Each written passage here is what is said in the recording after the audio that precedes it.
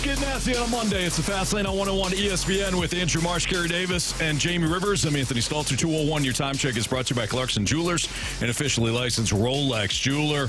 Well, we got the news yesterday, just like everybody did, that the Blues had fired Drew Bannister and hired Jim Montgomery. Of course, Jim was the former assistant with the Blues. He had been let go last week by the Bruins, and Doug Armstrong pounced on Jim Montgomery in, I wouldn't say a shocking move, but certainly one that was surprising.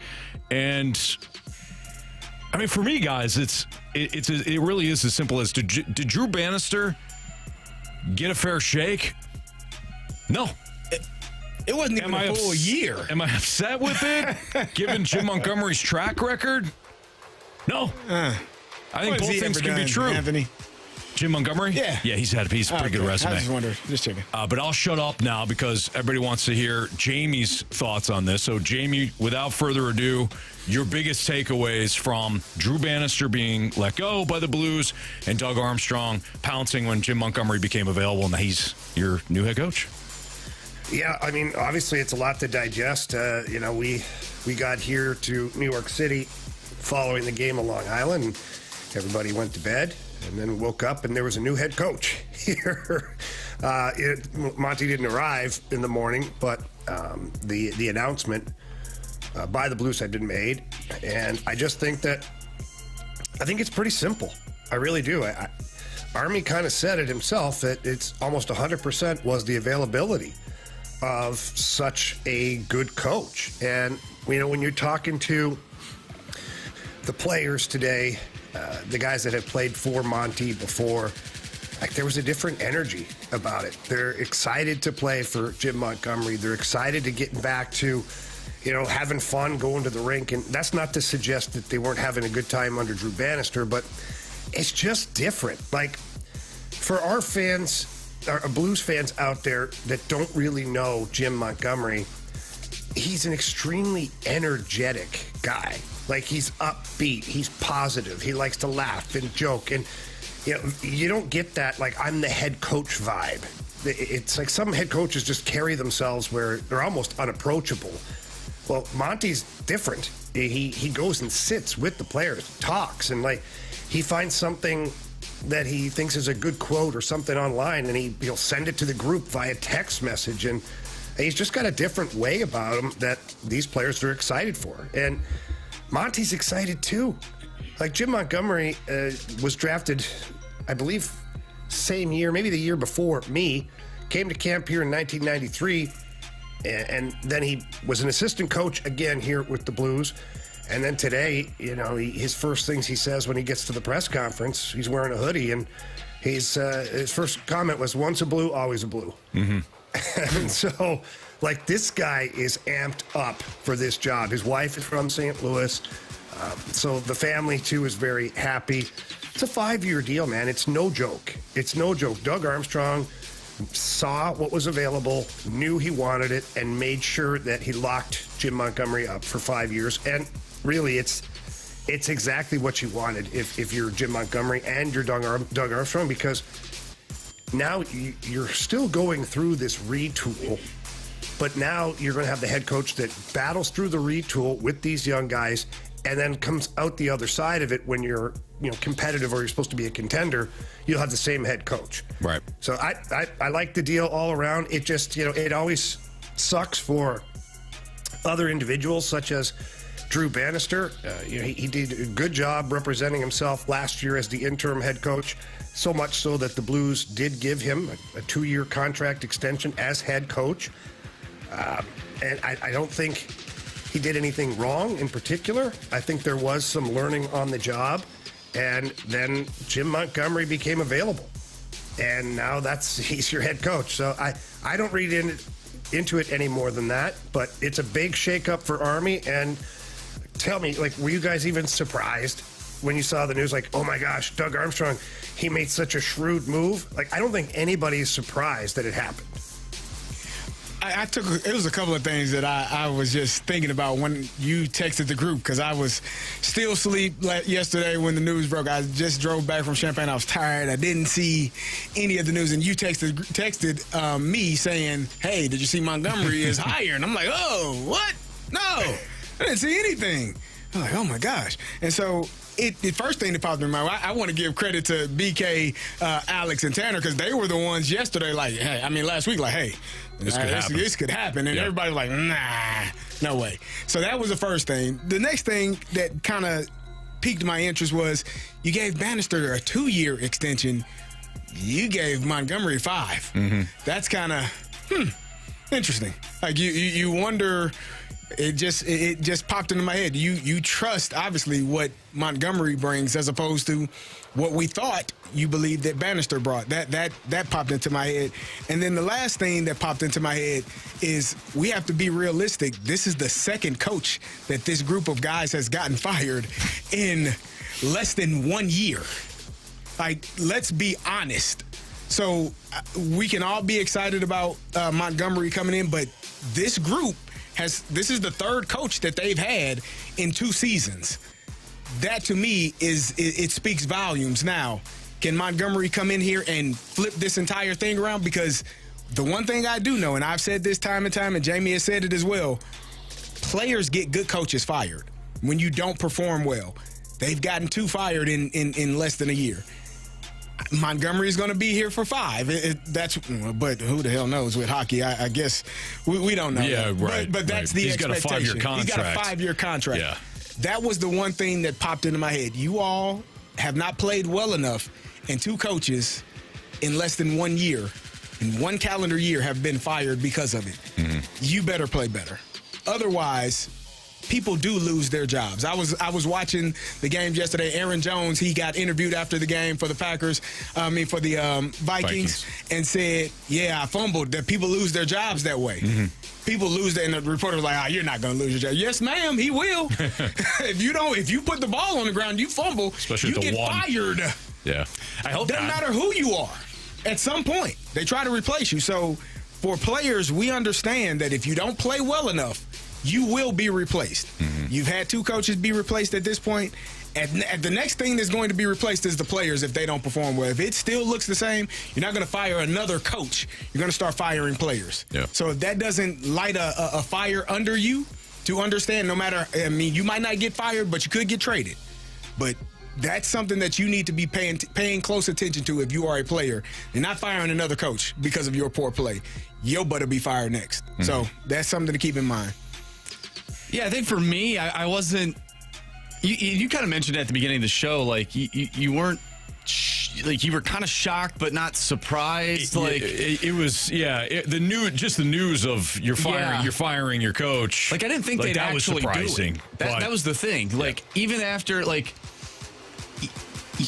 be honest, like you should not be beating the Sharks in a shootout. Like you shouldn't. Like they're not a good team. Anthony. No offense to you, Anthony. Like, thank you. You shouldn't. And then, you haven't scored. None taken. You can't score. Not going to fight anymore. Their offense is just not there. It's not there. And it doesn't come as a surprise, but I can't believe they actually did it. Right. Type well, thing. It does take. Whether you want to go with huevos rancheros from Doug Armstrong or a little bit of some cutthroat nature. I mean, this is something this took some huevos rancheros to do. I mean, to appoint Drew Bannister, the interim last year, and to watch him go 30-19-5 as the interim head coach, 39-31-6 overall, and then say, I'm replacing you because Jim Montgomery's available. I don't think that every single GM or president of hockey operations is doing that. Mm-hmm. I really don't. I think the baseball team here in St. Louis would not do a similar move. I think there is a sense of, you know what, let me give this guy a fair shake. But Doug Armstrong has been very clear about it. And you could tell, you don't make this move, one, if Montgomery's not available, obviously, because it was going to take somebody like Montgomery to become available. But 2, if you don't think that your team is worth it.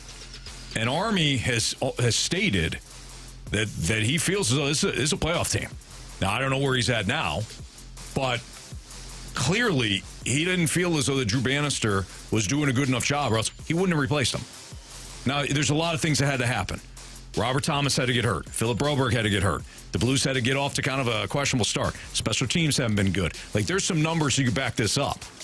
Then you lose, and it's like Montgomery becomes available. Okay, I'm pulling the trigger. Still, that takes some plums. So credit to Doug Armstrong, who we will listen to, because we've got some quotes and things like that as we continue to talk about this. We'll get into what Army said on how the coaching move materialized. We'll get into whether or not Montgomery makes a difference with this specific roster. All of that ahead in the Fast Lane on 101 ESPN.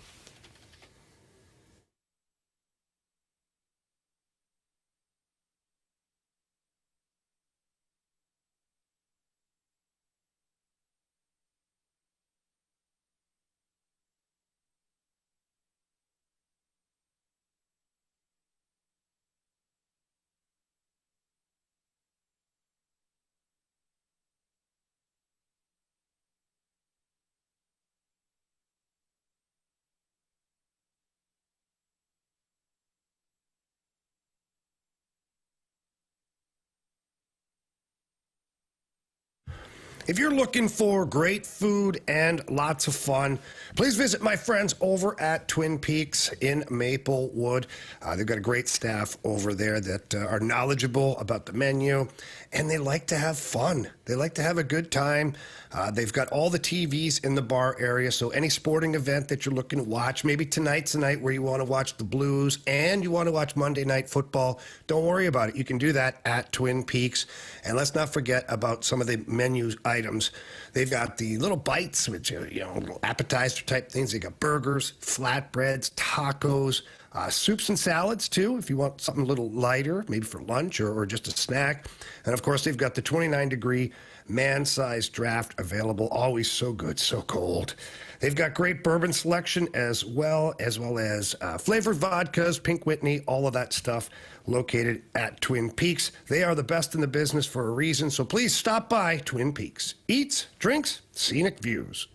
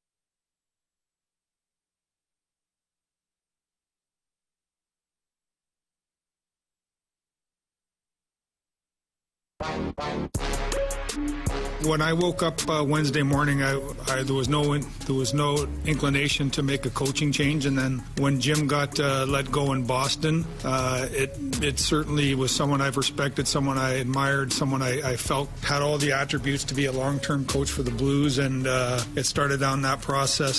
So this was more of an opportunity to get someone of Jim's caliber than anything else. I think the year, we've had to deal with our situations off the ice with some injuries, and everyone deals with that. But this decision was based, I would say, almost 100% on having someone of Jim's caliber become available when, I didn't know that was going to happen.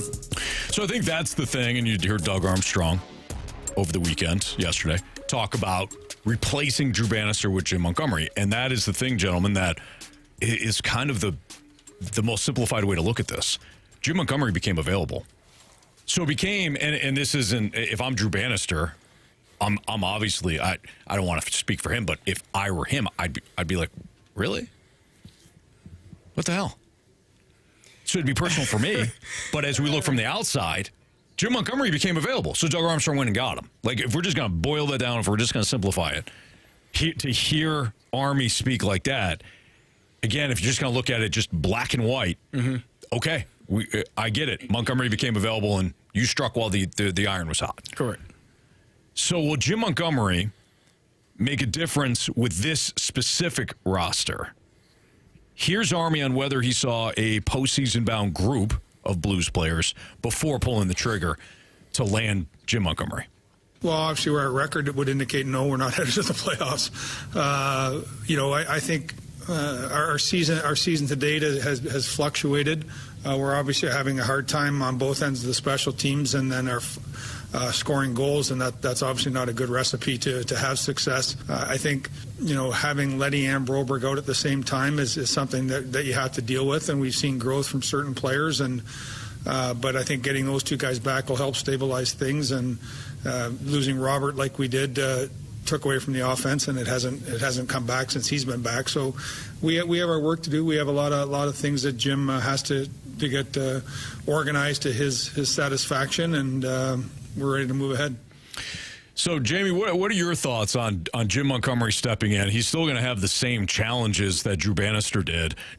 Robert Thomas coming back from the injury, not having Philip Broberg, the other injuries. But when you look at whether or not Monty can come in and have a little bit of success turning this thing around, what do you think? Yeah, I mean, we'll see, right? It's difficult to come in so quickly.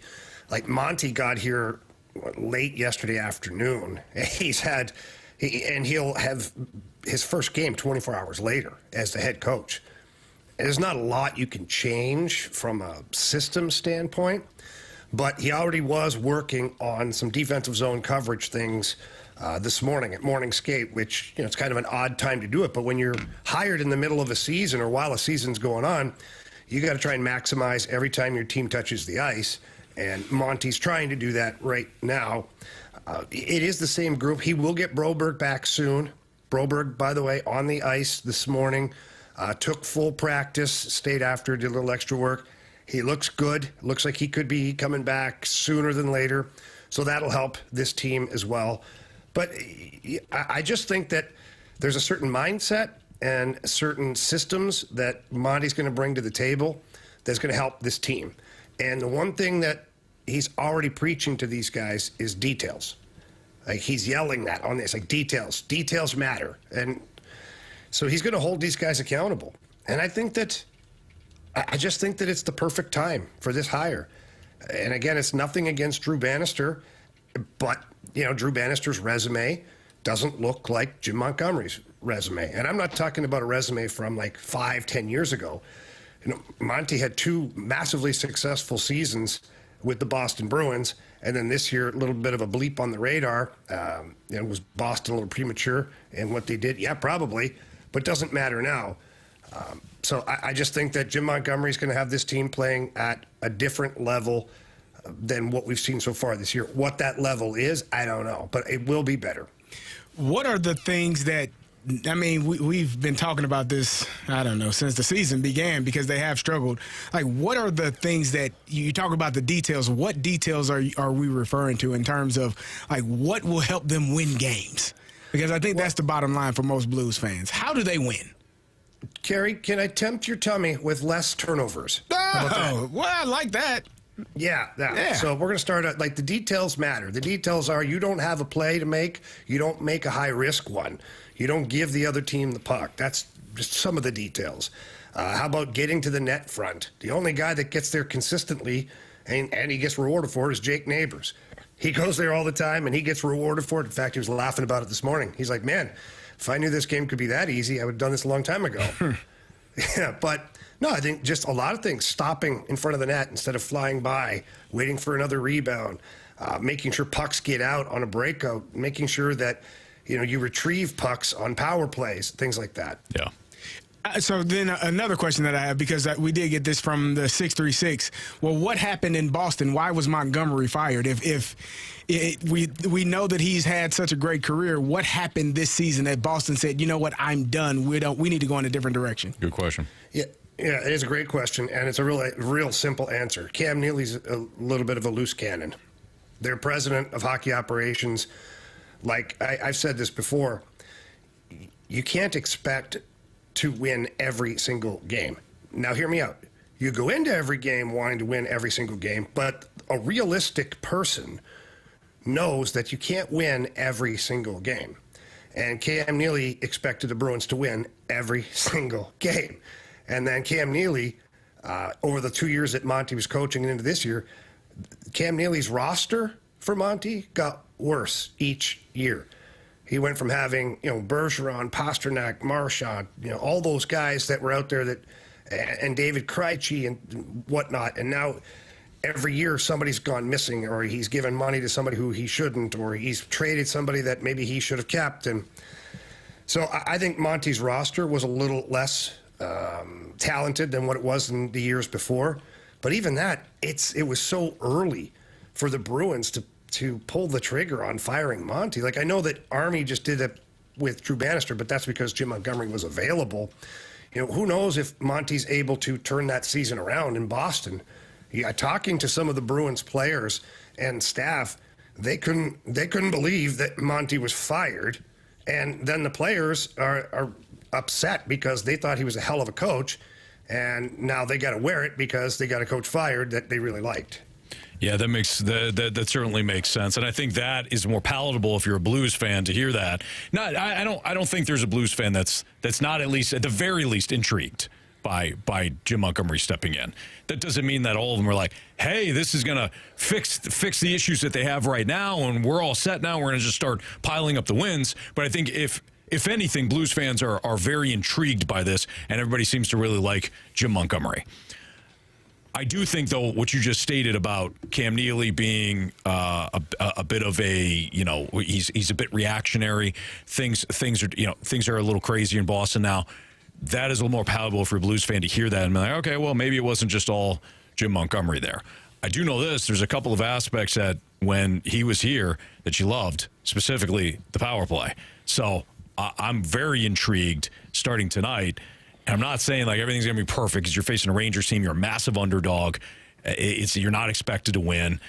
I am interested, though, to see stylistically if there's anything different about the Blues under Jim Montgomery, even if it's subtle at first, and eventually the vision starts to sharpen. I am interested to see how this looks under Jim Montgomery. Yeah, I think you're going to see a lot more pucks to the net. Good. He was harping on that on the power play today. They're working at both ends, and power play's got to generate more volume as far as shots are concerned to the net.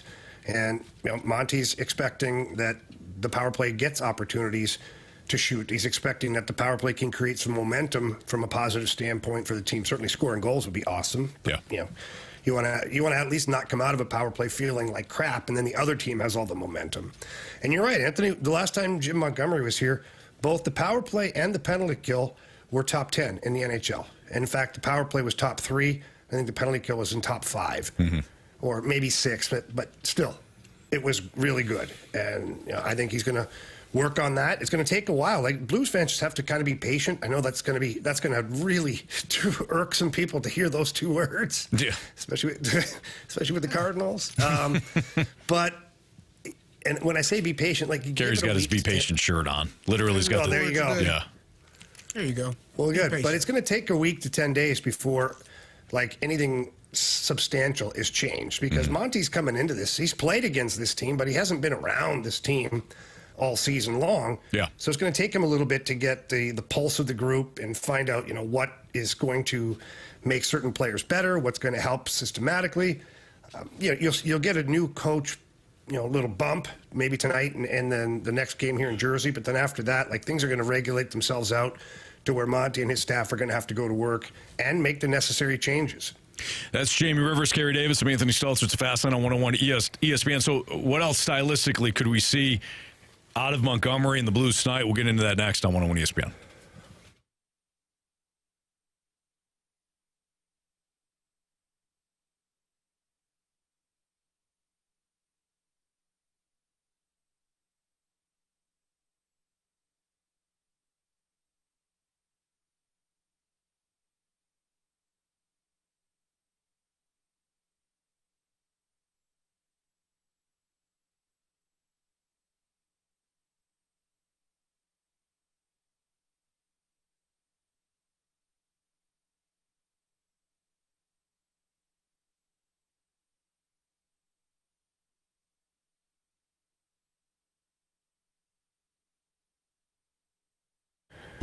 Circus Sports is bringing the world's biggest sports book to your fingertips. That's right. Circus Sports Illinois app is now available out there. Just go to the website, or you can find them in the App Store. And my buddy Derek Stevens, who owns Circa in Las Vegas, he's always wanted to have the biggest sports book, and he's wanted to make sure that the lines are the best, that the odds are the best, and that there's no betting limits, all those things. Well, he did that with his casino in Las Vegas, and now he's bringing it right to your hands. And again, it's very user-friendly, super easy to download and work with. And again, they've got tight money line splits. They've got no betting limits. It's the best app for a reason. I got a couple of plays here tonight. My first play is a Vegas Golden Knights on the money line over the Philadelphia Flyers. They're at -131. And then I've got the Hurricanes against the Dallas Stars, -122 on the money line. Those are two bets that I placed earlier today at Circus Sports app Illinois. You're absolutely going to love it. So download it, play it, and you get to bet like a pro with your Circus Sports Illinois app. If you or someone you know may have a gambling problem, call 1-800-GAMBLER or text ILGAMB to 833-234.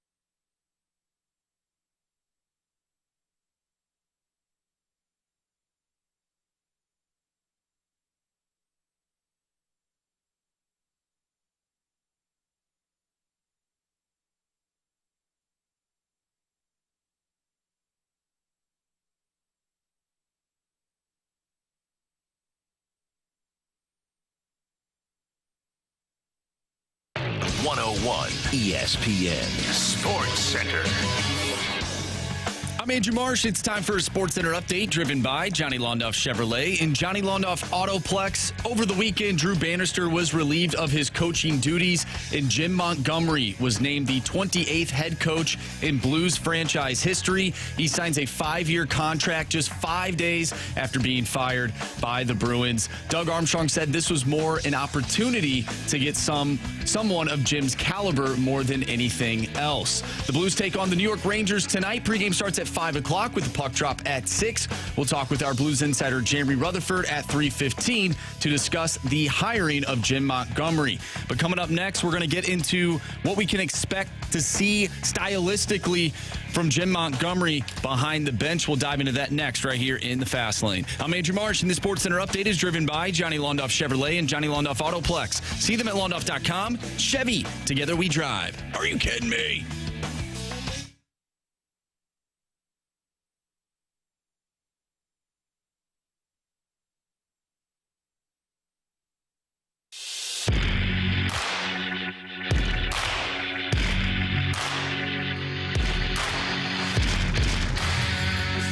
As a coach, you coach for today, but I'm also coaching for tomorrow.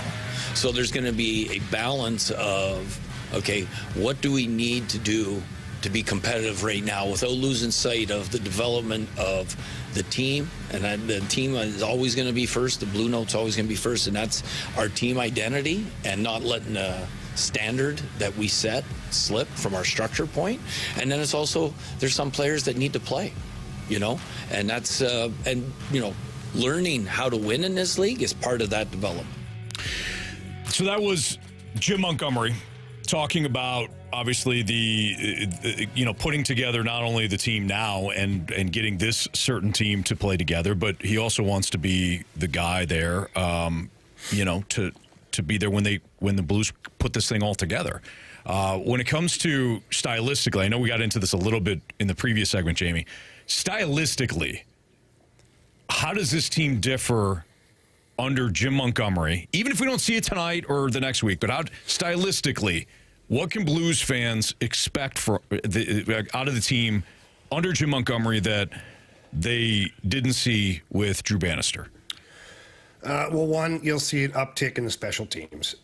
Right away, you'll see little things that happen that make this team better on the penalty kill, as well as the power play. I think that also defensive zone coverage is going to be different. I think you'll see the Blues give up less opportunities in the defensive zone. They're going to transition fast, play fast up the ice. That's the one thing that Monty's teams are known for, is moving the puck up the ice quickly, getting into the offensive zone. You will see more shots to the net. Monty's a big advocate for putting pucks to the net. Sometimes even bad angle shots can lead to rebound opportunities or deflections and things like that. So I think those are the main things you're going to see right away from this Blues team is those specific things. And I think you'll even see some of that starting tonight. I mean, it's nice that not that this matters because Jim Montgomery has seen everybody, but it is nice that you play an Eastern Conference opponent, with the New York Rangers. I mean, stylistically, I don't know if the conference is set up in a similar manner, Jamie, but at least you got somebody that comes right away and it's like, okay, here, guys, this is what we're going to implement. We're going to implement against this team right now tonight, and it's a team that he's familiar with. But Carey, do you have a question before? No, Jamie. Beyond the hockey X's and O's, what do you think the locker room's like right now with the players? Do you think there's a almost this sense of, wow, this is a sudden change, an abrupt change, we're going to need a second here? Or do you think this is maybe an opportunity, kind of like Carey was noting, where it's a personal pride thing? Where Drew Bannister, we knew we weren't good enough under Drew Bannister. Jim Montgomery comes over. We need to put this together, and we got to have some urgency now. What do you think the locker room's like? Well, having been in the locker room this morning and talking to a bunch of the guys, there's the sense of failure at first, of getting another coach, or not even getting another coach fired, but for your president of hockey operations, for him to just change coaches because he doesn't think it's going the right way and or wants it to go in a different direction because of said coach, this time being Jim Montgomery. But then, like, it's just like anything in life. Like, once the initial kind of shock has worn off, there's an energy in that room right now. There was energy on the ice this morning. There were guys hooting and hollering and having fun and banging their sticks on the ice. I haven't seen that all season long. I just haven't. And guys were, like, the guys couldn't wait to get to the rink today, couldn't wait to get on the ice for practice, and then talking about it, and everybody's got a very positive vibe to it. I just think that, but that's, for me, that's the Jim Montgomery, like, effect, because that's the way he is. He walks into a room and says hi to everybody and talks and laughs and jokes and has a good time, and you know, he's always got something intelligent to say. So it's just like, I think that the team right now is excited for the opportunity to try and salvage this season, even though they're still, you know, riddled with injuries right now. They are getting some guys back, but I think this team's excited to turn the page, and I think they're excited to get rid of some of that narrative that's out there. Yeah. Just like you said, well, this is the second head coach they've had fired, and they can't score goals, and they can't carry a lead into the second period, and they lose all these one-goal games. These players are excited to get rid of some of that narrative and prove that they're a good hockey club. I guess my main concern or question, I'm sure there are a lot of fans that are asking the same questions. Why did it take another coach being fired to have that energy? Like, this is your job. This is what you do for a living. This is how you feed your family. This is how you provide for yourself. There's a level of pride that is associated with doing your job, and I'm not saying that they don't have or haven't had pride, but it's been frustrating at times watching them play in the inconsistent manner in which they have. So how do we know, just based off of another coaching change, that all of a sudden this is going to snap into being because I would assume that all of the things or most of the things that Montgomery is going to tell them they need to do is the same thing that Bannister told them they needed to do, that Berube told them that they needed to do, but they were either unable or unwilling to do up until this point. I guess my question is, what changes, because the players haven't changed? Yeah, I think the delivery of the message changes, and you know this as well as anybody, Carey. You can have two head coaches that are saying the exact same thing, yet you're listening to one of them more because of the delivery or the way he explains it or how he sets the expectations, the words he uses to outline the expectations. You can have coaches that just talk down to you, telling you the same thing, or you can have a coach that feels like he's working alongside you, lifting you and helping you understand why you should be doing certain things, helping you understand why what you're doing isn't working. And I'm not saying that that was happening here, but it did feel for me like there was a little bit of there was a little, not tension, but there was always, people were on edge a little bit. And, you know, losing does that to everybody, for sure. I mean, it makes everybody miserable. But I just think that maybe the way some of the messaging was being delivered, it just wasn't being received or wasn't being understood. And I can tell you that Monty is a very good communicator. He's going to find a way to take that same old message that these same players have been hearing, and he's going to make it sound really good, like it's the greatest thing you should be doing. And then when the players do start to react to that, he'll be right there alongside them to pat him on the back. And then at that point, that's where you get some of the change. JB, do you think it was a mixture of what you just touched on and also what the Blues implemented? Because, you know, over the weekend, Pavel Buchnevich had a post-game interview talking about, you know, the defensive game that they've been playing. And, you know, it's been better than what we saw last season. However, it's not creating the offense that the team necessarily wants to see. Do you think it's a little bit of a mixture of both, like the message not getting there, but also maybe the systems not being what this team is accustomed to playing to? Yeah, as far as the systems go, like I've told you guys before, there's only so many systems in the sport of hockey. And you can have a team that plays the exact same systems as the Blues, but they're 10 games above 500. And why is that, right? I mean, the systems only go so far as your success rate is concerned. I just think that this is a situation where, the Blues had given up so many terrible, chances over the last couple of years. Jordan Binnington left on an island for some of those games. And I think the coaching staff, Drew Bannister, at the top of the list, probably was expressing that he wanted to be tighter defensively. And I don't blame him for that, because goaltending and defense wins you championships. And so if you're a coach and you're trying to build your team, you're going to try and build it the way you think is the best way. The problem, I think, ultimately, guys, in this whole thing, and we talked about it, I think it was last week, is Drew Bannister, with a 2-year deal, was coaching for his life.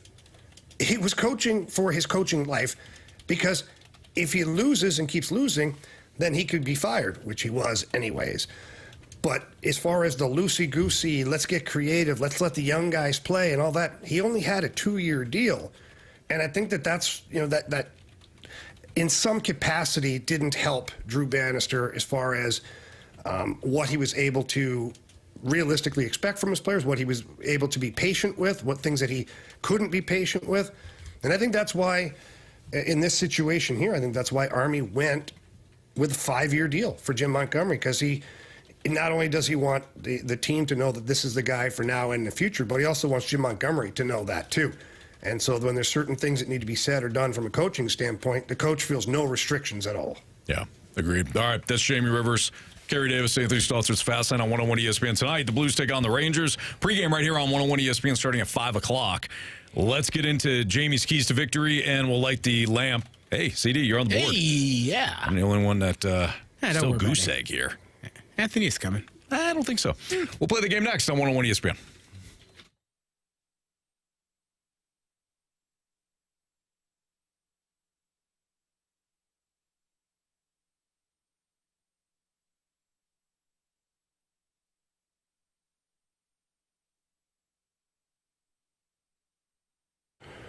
Skip the malls on Black Friday and shop Johnny Londoff Chevrolet for huge savings all month long. They are giving thanks this year with unbelievable savings on every vehicle on the lot. Visit Londoff.com 24/7. Get a steal of a deal at their red tag sale. Their entire pre-owned inventory of cars, trucks, and SUVs are priced to sell with financing for everyone. No matter what your credit situation is, they can provide financing for you. And if you or anyone you know is in the market for a new or pre-owned vehicle, now is the time to buy. Why wait for Black Friday when you can save big money today? So please stop by one of the Londoff locations. They've got 2 of them, the original in Florissant, Missouri, and the new Londoff Autoplex located out in St. Peters, right off of Highway 70. The great people there. The salespeople are fantastic. They're going to get you the best deal. They're going to give you the most money for your trade-ins, and they're going to make sure that not only you, but your family come back and buy vehicles. Your friends buy vehicles because you're so impressed with the price and the customer service. So please, again, stop by one of their locations. Tell them Jamie Rivers sent you in. I love hearing that. Or visit them online at Londoff.com or LondoffAutoplex.com. Are you kidding me?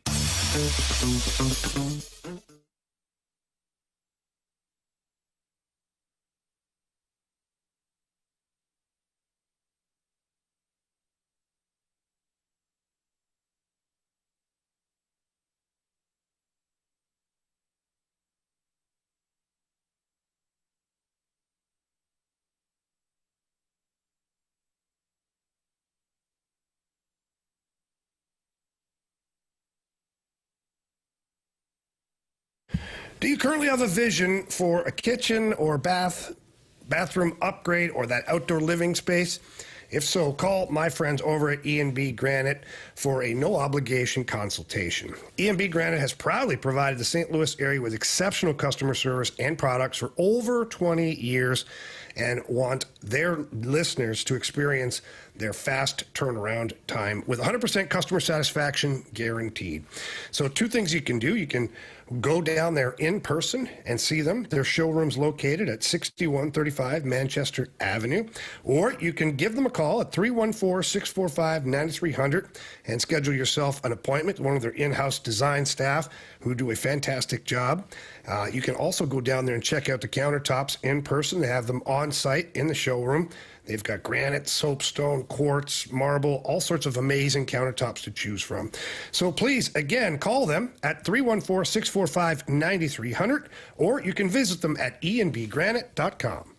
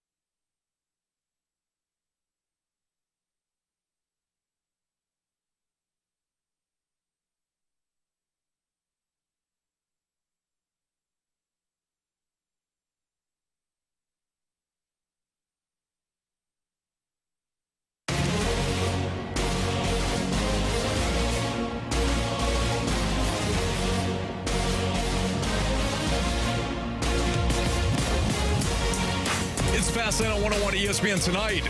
Rangers, Blues, pregame starting at 5 o'clock right here on 101 ESPN. The game will be about 6:05. Jamie's got his keys to victory right now for the Blues as we get the Jim Montgomery era underway tonight. It's crazy. Yeah. So keys to victory, first one is don't try to do too much today. If you're the Blues, don't try to do too much. Mm-hmm. Get out there, play your game, because you do have a new head coach, and guys are going to want to impress, and guys are going to want to do all these right things. But just play a simple game. This is a very good Rangers team, so you're going to want to make sure that you manage the puck well. Don't turn the puck over at either blue line. You want to make sure that you defend from the inside out tonight. At the same time, you want to make sure you get inside the dots if you're the Blues. No perimeter play today. Pucks on net, bodies to the net. Make this a game that you're dragging the other team into the trenches with you. And as far as the discipline is concerned, keep your discipline. Try to stay out of the penalty box. Rangers got a pretty good power play over there. And the last one for me is get to Shesterkin as fast as you can. Bless you. Yeah, thank you very much. Talking to a couple people at the rink this morning, NHL people that I know very well, they said that he's almost the perfect goalie, that he barely gives up anything as far as there's no freebies. He's only given up 17 goals, unobstructed goals in the last 3 seasons. So basically, if he can see the puck, he's stopping it. Therefore, if you're the Blues, get to the net, take away the eyes, and get gritty down there. And there's rebounds, just keep going until the whistle blows and just play mean and nasty down there. Gritty's in Philly, though. He is. Yeah. But So you can't get him. No, they do the gritty. I mean, Justin Jefferson does the gritty in Minnesota. Mm-hmm. But it started in Louisiana when they were at LSU. Him That's and right. Jamar Chase Yeah. doing the gritty. Yeah, they cool dance. But the Blues are not in Philly, Minnesota, or Baton Rouge. No. So go Tigers. Go down. it was my bad, Anthony. I apologize. Thank you, Jamie. All right, let's light that lamp. But a couple of guys can really shoot the puck. I must confess you scored first. Well, who was the first person? Breakaway! Shoots! Score! We got hockey to learn. All right, Carey got himself on the board. Hey. You slick, you know what. Nice job there, kid. Yeah, with Jordan Kyrou. Nice job. Yeah. All right. Marsh. Yes. You're still in the lead, no? Give me Jake Neighbors. What'd you grunt for, Jamie? I wanted Jake. Did you? Did. I'll go with Pavel Buchnevich. Seriously? Yeah. Come take on, that, man. Carey, and like it. That's ridiculous. All right, you know what? It worked once. Give me Jordan Kyrou. That's what we're supposed to say, right? Yep. Okay. No, you got the guy that maybe I possibly could have stumbled upon. All right. Give me, let's see here. You know what? This didn't work for me the other day. Give me Robert the Thomas, please. You guys are really going out on a limb today. You got Jordan Kyrou. I said all of us. I'm talking about every one of I us. said you guys. Well, I was talking about you guys, but I was including myself in that. It didn't feel like you were including yourself. Us guys. Well, you guys are going for 1 point, guys. I'm at least going for a 2-point player. Oh, come on. I just want to get on the board. That was my thought process last week. I was trying to get 3 and just get me on the board. I'd like to just get a point. Do you think you'll do better in the goals or in Light the Lamp or the home run derby challenge? Oh, the home run derby challenge, for sure. You weren't that good in that one. Yeah, you were struggling in that one too. Then did you get a 10-pointer? No, he was the only one that didn't. No, my apologies. It's okay, Anthony. You guys know how to lift me up, which I appreciate. We know the things that get you going. That's why we say them in that way, because it lights a fire under you. Yeah, you're And right. that's the I thing do that play gets you better going. angry. Yeah. Will I have more combined home runs / goals than I did at Car Shield Field? What'd you have? 15. Oh. And I think I had like 10 home runs. I think you got to 11 home runs in the home run 11. challenge. Yeah. Well, I think we celebrated double digits. Yeah, I think you got to 11. I may have. Yeah. Yeah, 11. And I got 0 thus far in with goals. I'm going to say based on just the math, probably not. I thought you were going to say probably. No, we're got at time. like 2 games during the weekday, give or take. Yeah. It's not looking great. So you don't think I could get 5 points in the goal game? You can hit a 3-pointer. I think you got a chance. I'm going to say I believe I would in. need 2. Yeah, but you get 1, Anthony. Just get 1. Start there and work your way. Yeah, just climb back in. Okay, so what I'm hearing so far is Carey believes in me. Yeah. Marsh does not. Well, the math says probably not. He's hiding behind math, but Marsh is saying, quite frankly, I don't believe in you. You don't do math on the fast lane. Jamie? Oh, Anthony, you know I believe in you. I don't know how to take that. I missed that last part. No, I said I love you. What did he say? I don't know. I don't know how. He hear it. sounded like the words sounded in the affirmative, but the tone sounded kind of negative. Yeah. So it's a crap sandwich. All right. That's up for Anthony to figure out, you know? Yeah, no, it tasted like a crab sandwich, so. All right. You're welcome. Jamie, we'll see you tomorrow, bud. You got it, man. All right. That's Jamie Rivers. He's going to go do some TV work. Going to head down to Madison Square Garden tonight. MSG is what they call that. Ever guys ever been? I know Jamie has. Carey? I have. Yeah. I watched the Canelo fight there and a hockey game. Back-to-back nights. Attaboy, Carey. All right. No. Never been to MSG. Never been to MSG. I don't think I have either. No. I went to the old Yankee Stadium. And I believe I went to the Islanders Arena. The back in Nassau the day. Yeah. Veterans I think I've been War there. Memorial. Definitely been to the old Meadowlands, which is in Jersey. Yeah. I don't think I ever went to MSG. I've never even been to New York City. Oh, no. I've flown over it, but Oh, no. never been there. Been to Newark. Newark? Yeah. I was in Yeah, New not York quite this the same. weekend. No, it's the same. It's not. No, New Jersey is New York, right? Nah, it's not. It's not. There's 2 football teams that are. They don't claim it, though. They just play there. And We're practice there. here. We're called the New York Jets / Giants. Man, those we teams are a mess. Both of them. All right, speaking of which, might as well dive into some NFL reactions. We do have Jeremy Rutherford coming up at 3:15. He sat down with the newest Blues head coach, Jim Montgomery, so we will get back into Blues. But our reactions to an absolute wild, it wasn't a great slate of games, but if you were watching, at least the Red Zone channel, hard to not be entertained. We'll get into some of the biggest storylines from the NFL next on 101 ESPN.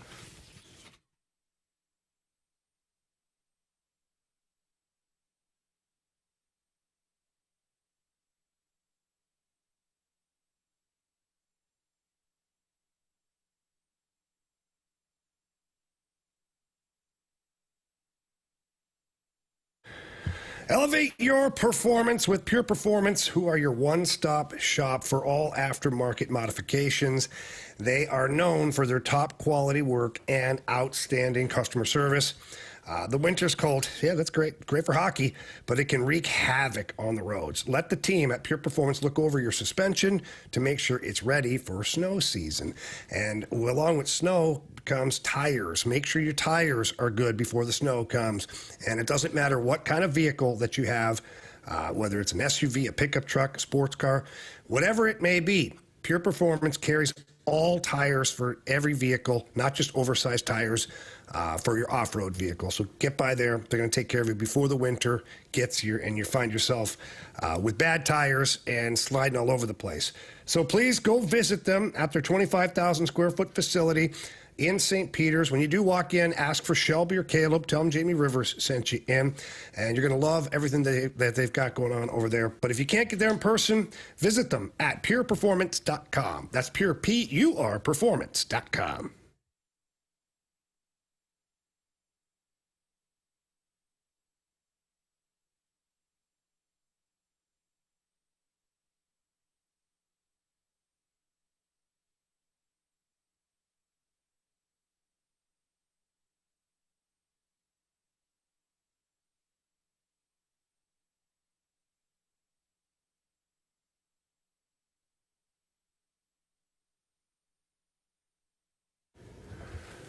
With Black Friday this week, the holidays are approaching, and we've got the perfect gift idea for your family. It's called Sound Story. This is the time of year when people start thinking about what to get family members for the holidays, and if you and your family are thinking about what would be the best for mom or dad or both, a Sound Story gift card would be something everyone would love. And since it's Black Friday, this week Sound Story has a special Black Friday discount of 10% off holiday gift cards at mysoundstory.com when you enter promo code ESPN. And Sound Story is an amazing thing to record stories and jokes and family history so that you can listen back to it digitally for the rest of time. It's a great gift for your children. Maybe your grandparents or your parents have stories from high school, college, maybe the war, whatever it is. It's awesome, and your family's absolutely going to love it. And don't forget that there's a 10% off holiday gift card at mysoundstory.com. So please go visit them today to find out more from mysoundstory.com.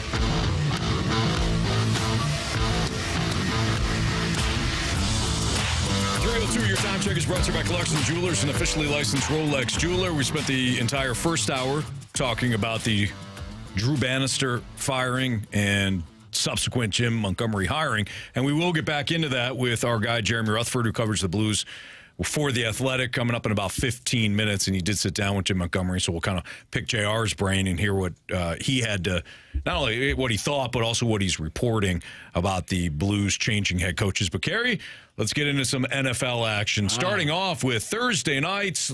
Steelers lost to the Browns. You weren't here. Didn't you all talk about this Friday? We certainly did, but we did not get the perspective of a former Steeler I know losing the Browns. I know you, BT, and Bradford already discussed the loss ad nauseum. There's no need for me Carey, to go back. In your eyes? They didn't win. the Browns actually scored more points than the Steelers. Why did the Steelers, coming off the big win against Baltimore, decide to crap the bed? I have no answer because I often talk about championship teams and championship mindsets, and if the Steelers have some pretty bad losses, they got 3, right? They lost to the Cowboys, who I believe are still under 500. They lost to the Colts, who, if they aren't under 500, they're right there. And obviously the Browns lost. The Colts are also under 500. And the Browns lost. They were a 2-8 team. I don't care about the weather. I know George Pickens said, the weather, the referees. I don't care about the referees. Yeah. They got the same number of referees for the Browns playing in the game as you do. The weather does not change when you're on offense or defense for the Browns when they're on offense or defense or special teams. It's the same field conditions. It's the same referees. It's all the same. You lost to a team that you shouldn't have lost to. And I get it. It's on the road. It's a short week. It's a short week for them too. They didn't have to travel, but Cleveland is about an hour and a half bus ride. Like I'm pretty sure we didn't fly. Like, it's no excuse. I don't have a reason for you. It's a terrible loss. They brought in. I like the concept of bringing in Justin Fields because he does add an element that another defense has to prepare for. I don't like the concept in that type of weather conditions, because you've been standing there for an hour and a half freezing your butt off, and then they tell you, okay, go run full speed right now. That's how you pull something. And I understand the purpose of it because it is difficult when teams have to prepare for 2 quarterbacks. If you can do that in Miami in September, sign me up. Pittsburgh, Cleveland in October, November, December, it's going to be a little bit harder to do because it's just, I think the one that Justin Fields broke, if he had been warmed up, he probably scores. But he gave you everything he had. I got to get out of my. I don't have another gear. I've been standing here for 2 hours plus a halftime, and now I'm freezing. So I don't know I don't know. Jameis Winston, performed at the level that they needed him to. Nick Chubb scored a couple of touchdowns. It's his first really big game that he's had since his return from the ACL and MCL and LCL, all the stuff he tore up in his knee. But I don't have an excuse for it. It's just, you got to find a way to win that game, and the Steelers didn't. Why don't we switch gears and let's talk about the Chiefs? Do you think the Chiefs have proved Carey's idea of not being a Super Bowl winner? Like, did they prove him right this week, where they barely beat Carolina? They won. According to Anthony, they're the greatest team ever. They don't ask how many. They just ask. They don't ask how. How. They just ask how many. There you go. Yeah. To quote my dear friend Carey Davis. Yeah. No, that's a bad look. Even Patrick Mahomes is like, yeah, we're looking for blowouts now. That's another close call. The defense now has not looked good in the last couple of weeks. I mean, you gave up 27 points to a Panthers team that, granted, they had 2 wins going in. They had the bye week. I don't care. They're Carolina. They're bad. They're a bad football team. And you needed a last-second field goal again to win a game. It doesn't look right. But talk to me in January. That is going to be my statement on the Chiefs. I'm just going to be honest with you. For the next month, that is going to be my statement. Where I'll give the Chiefs credit is they find ways to win games, even if it's not pretty. If it's ugly, they find a way to win that game. The concern for me would be, again, when you're playing lowly teams like the Panthers and like, who did they block a field goal from? The Broncos a couple of weeks ago. Like, you're playing against teams that are not as good as you record-wise, but you're allowing them to hang in games. Yeah. And when you play better competition, if you play the Detroit Lions in that way, you're going to lose by 40. Like, that's my opinion. You give them that many opportunities to score, that many opportunities to stay in the game, you're not going to. You're going to have a long day. Yep. But they are finding ways to win. Unlike the Steelers, who should have won who should have beaten a terrible 2-8 Browns team, they found a way to lose, and the Chiefs, on the other hand, are finding ways to win. Certainly. I'll tell you right now, the Vikings are finding ways to make me want to rip my hair out every single week, but they're finding ways to win too. Well, okay, so that's the thing too, right? It's the NFL. You just compile the wins, because when we look back, it's not going to matter. It really isn't. Now, if you lose, then we'll start talking about, well, they almost lost to the Panthers, and they should have lost to the Broncos. Like, we do all that stuff, or you nearly lost to the Bears. It doesn't matter. In the NFL, you just compile the victories. The Detroit Lions are the only team that is really like steamrolling everybody, and they had a misstep a couple of weeks ago when Jared Goff threw 15 interceptions to Houston. So and they still won. And they still won. It is just about finding ways to win. Are you sure that the process, though, the way that it looks, that doesn't matter, though? Because I feel like late in the season, like, it will matter, because those are the habits that you continue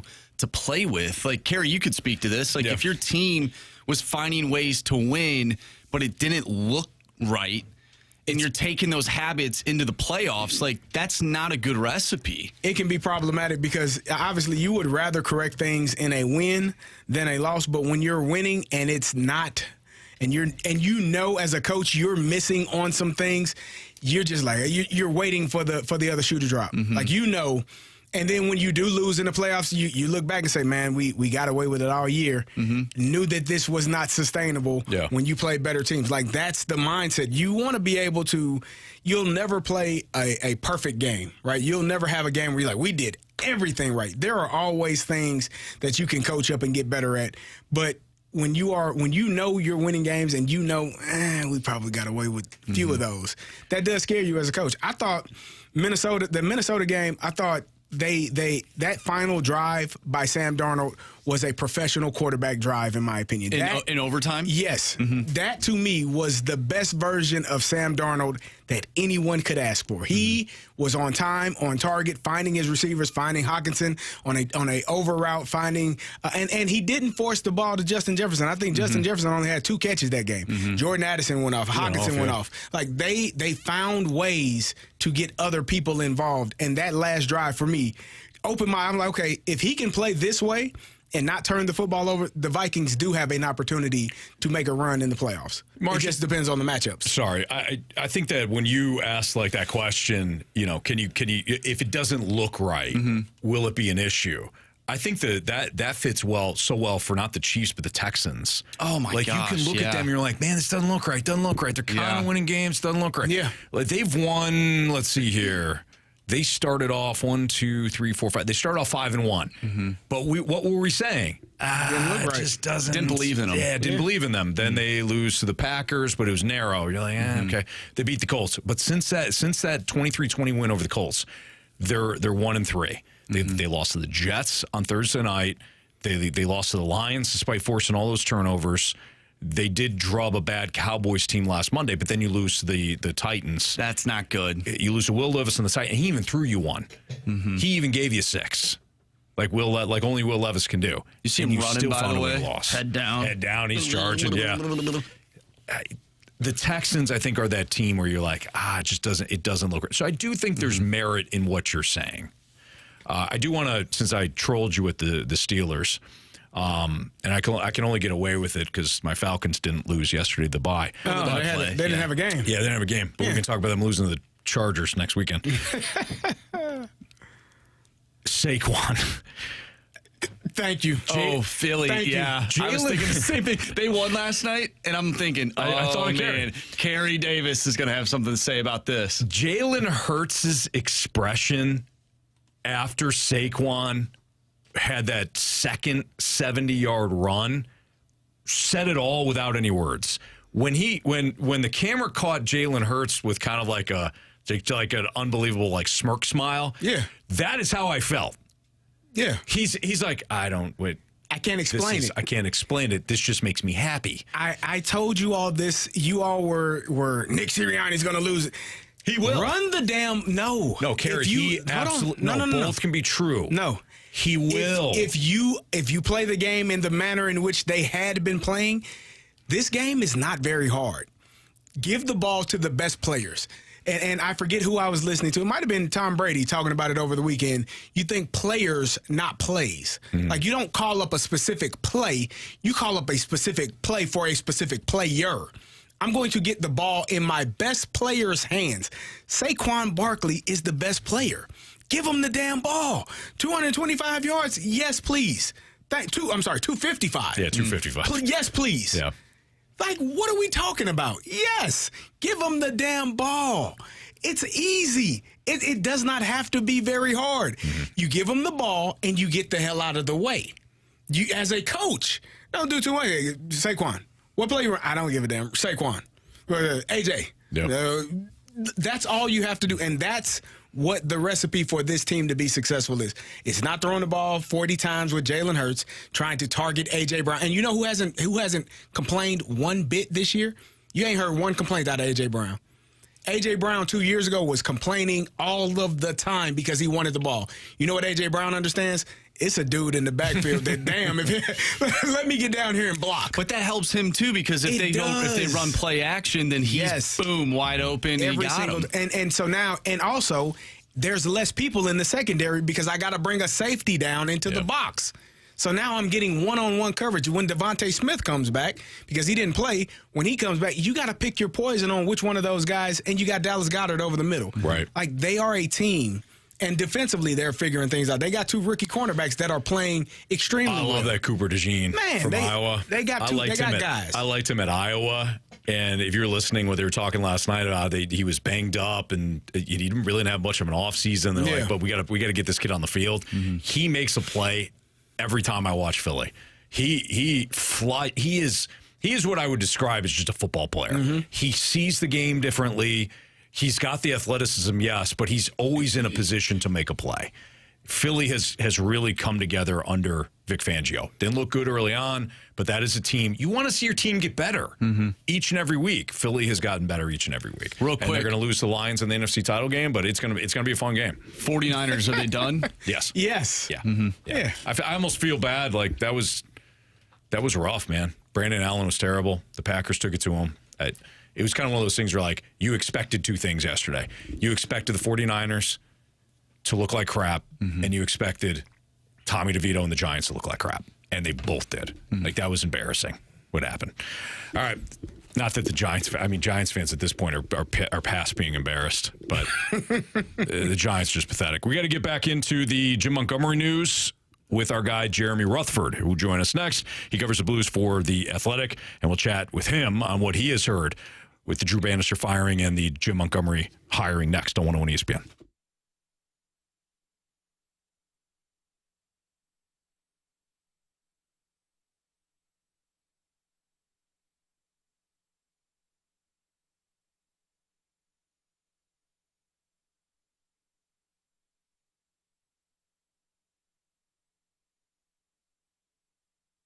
You're not going to beat the deals and the financing offers available right now at Auto Centers Nissan Herculaneum. Go see my guys down there. Black Friday, everyday event. It's going to be going through December 2nd.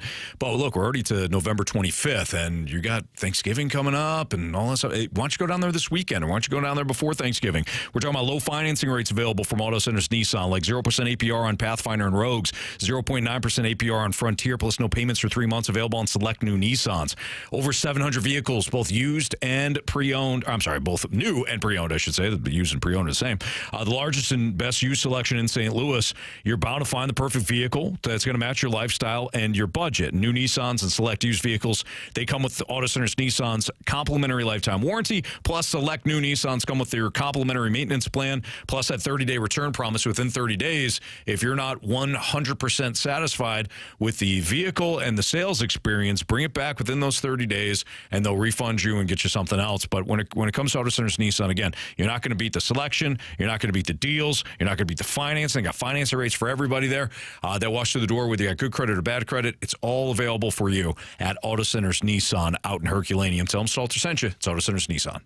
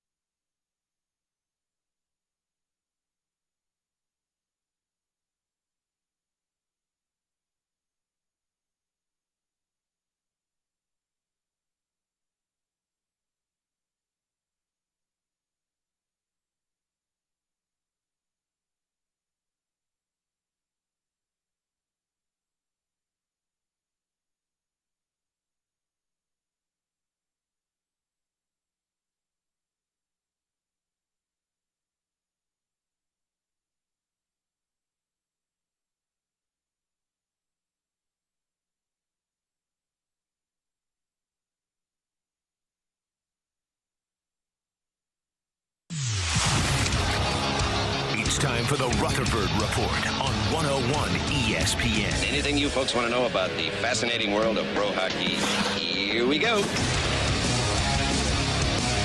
It's Fastlane on 101 ESPN with Carey Davis and Andrew Marsh. I'm Anthony Stalter. Let's head to the Thompson and Collier phone lines where we've got our guy Jeremy Rutherford with The Athletic. He covers the Blues, of course, for The Athletic. He does a great job there. And JR, what a busy weekend you must have had. I saw the multiple articles that you wrote for The Athletic following the news. I guess let's start here. Were you surprised at all that Doug Armstrong made this move? Not surprised. But I think when it happens, there's kind of that shock, like, oh, he did it. Like we talked about it last week. We had an article at The Athletic saying this is a possibility. And I think that we've seen Doug Armstrong make people's jaws drop before. But still, each individual situation is its own case. And I think when you finally saw the news break that he indeed did hire Jim Montgomery and fired Drew Bannister and pull the plug on the situation after just 22 games, I think you'd only be human to sit there and say, oh, my goodness.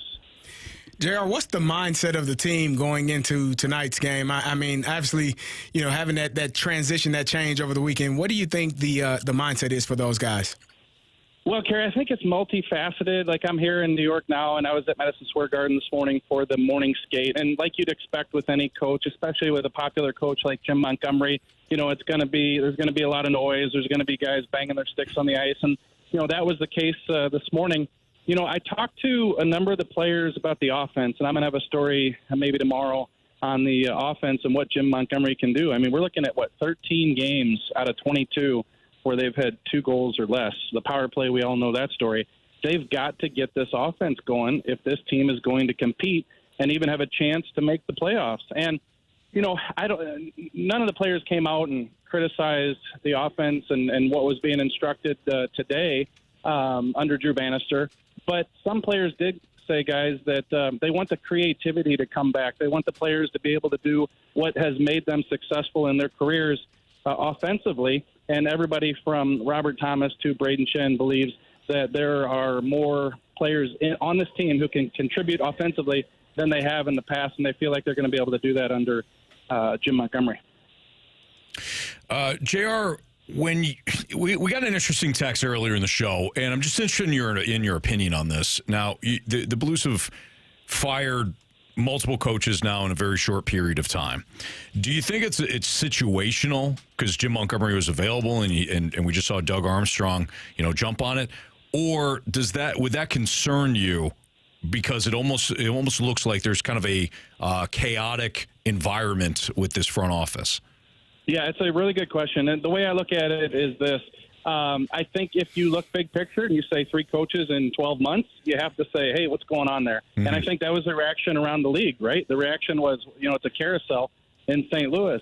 But I do think that it's situational, and if you're Doug Armstrong, you can explain things. Yes, they fired a very popular coach in Craig Berube. He didn't have the roster to work with. We all point the finger at Doug Armstrong for that.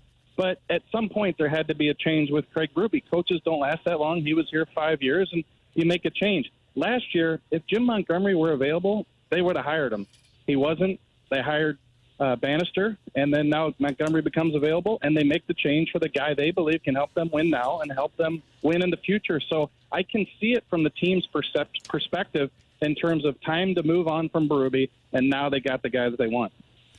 JR, you touched on the roster. Do you think Jim Montgomery can turn things around in this season? I think we all believe that, he's the guy for the future, and that's exactly what the Blues believe as well. But do you see this team changing and potentially becoming a playoff team under Montgomery this season?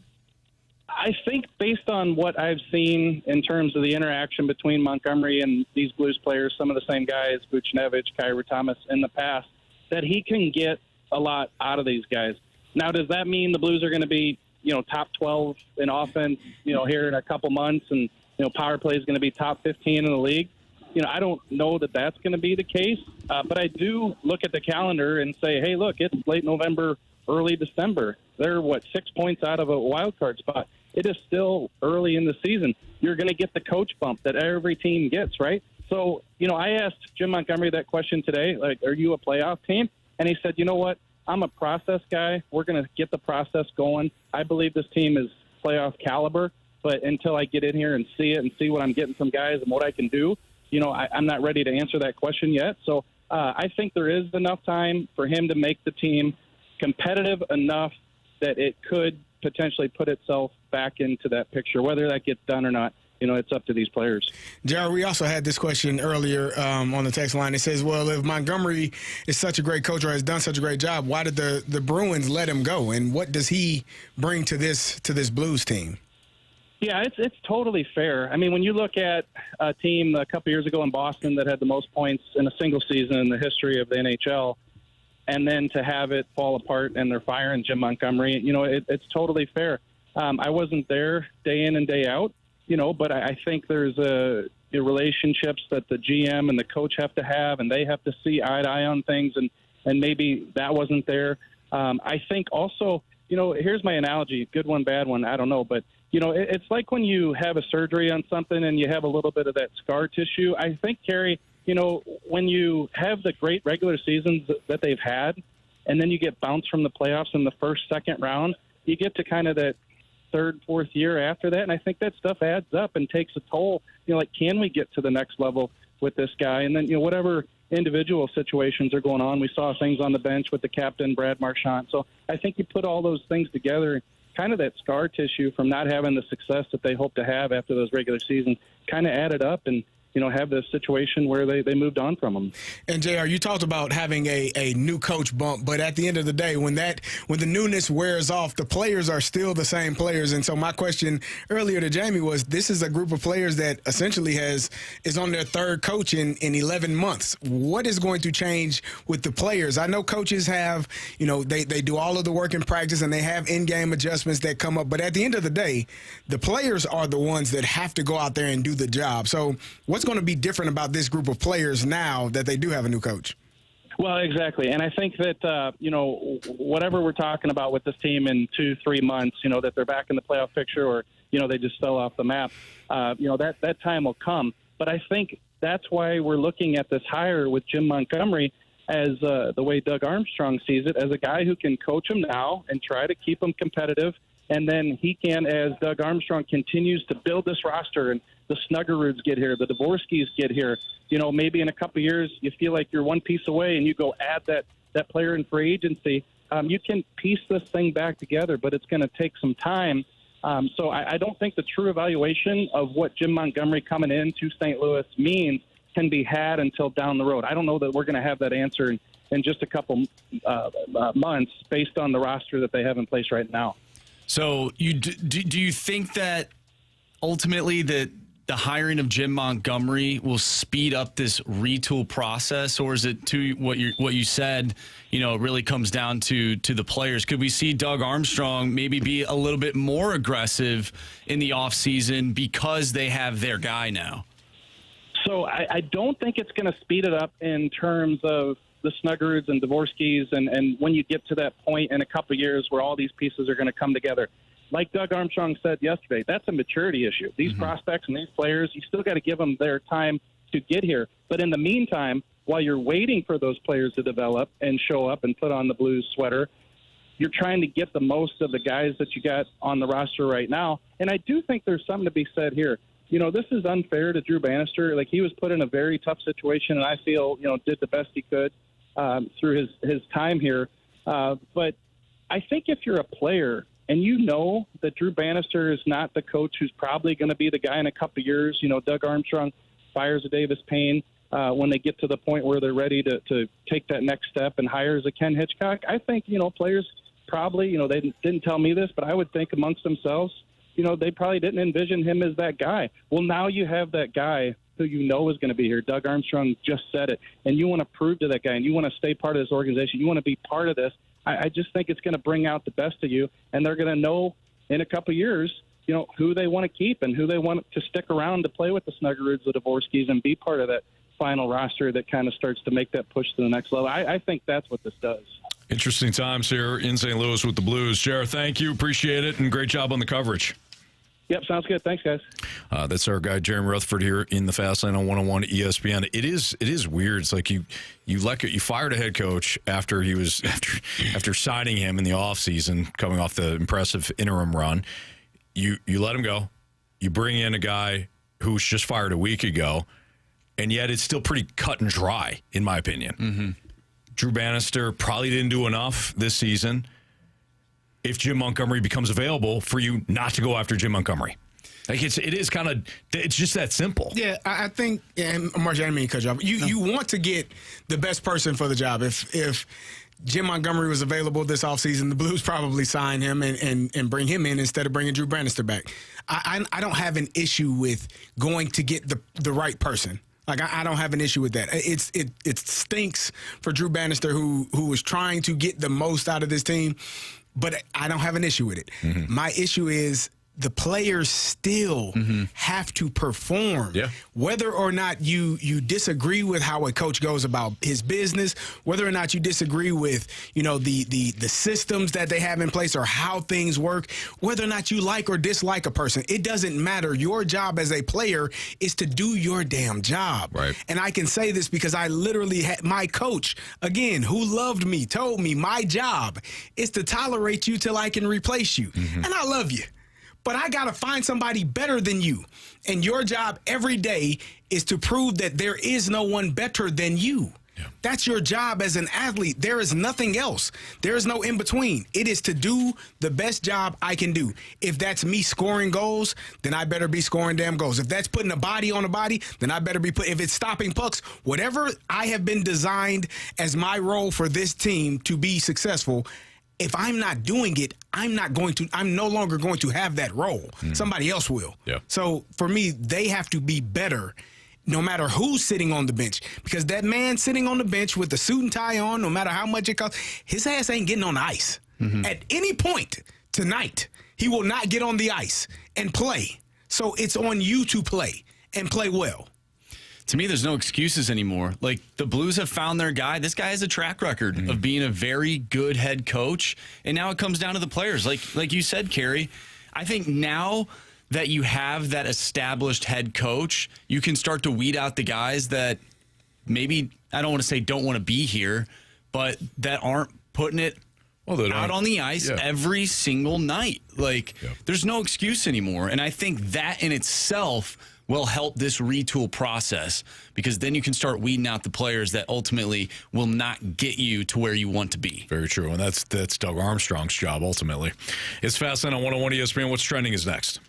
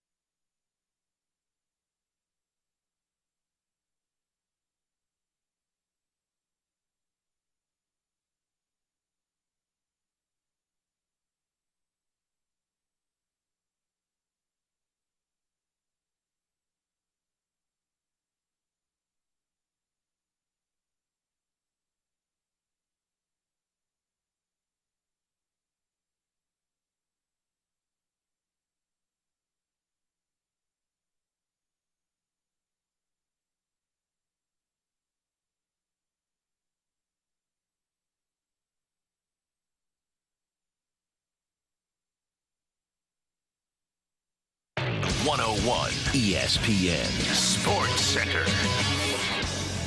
I'm Andrew Marsh. It's time for a Sports Center update brought to you by Saliga Heating and Cooling. We've been talking about it all day, but over the weekend, Drew Bannister was relieved of his coaching duties, and Jim Montgomery was named the 28th head coach in Blues franchise history. He signs a 5-year contract after being fired by the Bruins. Doug Armstrong said this was more an opportunity to get someone of Jim's caliber more than anything else. We'll see Jim Montgomery behind the bench tonight for the Blues as they take on the New York Rangers, and you can listen to that game right here on 101 ESPN with the pregame show starting at 5 o'clock. Puck drop will be at 6. If you missed our interview with Jeremy Rutherford, our Blues insider from The Athletic, just head to 101ESPN.com or check out the free Schaefer Door Company 101 ESPN mobile app. It is free, so go download it if you have not done so. Head to the podcast page and you'll find all of our interviews and full shows there. And it's all brought to you by Dobbs Tire and Auto Centers. We have What's Trending coming up next. I'm Andrew Marsh, and this Sports Center update is brought to you by Saliga Heating and Cooling, an independent American Standard heating and air conditioning dealer.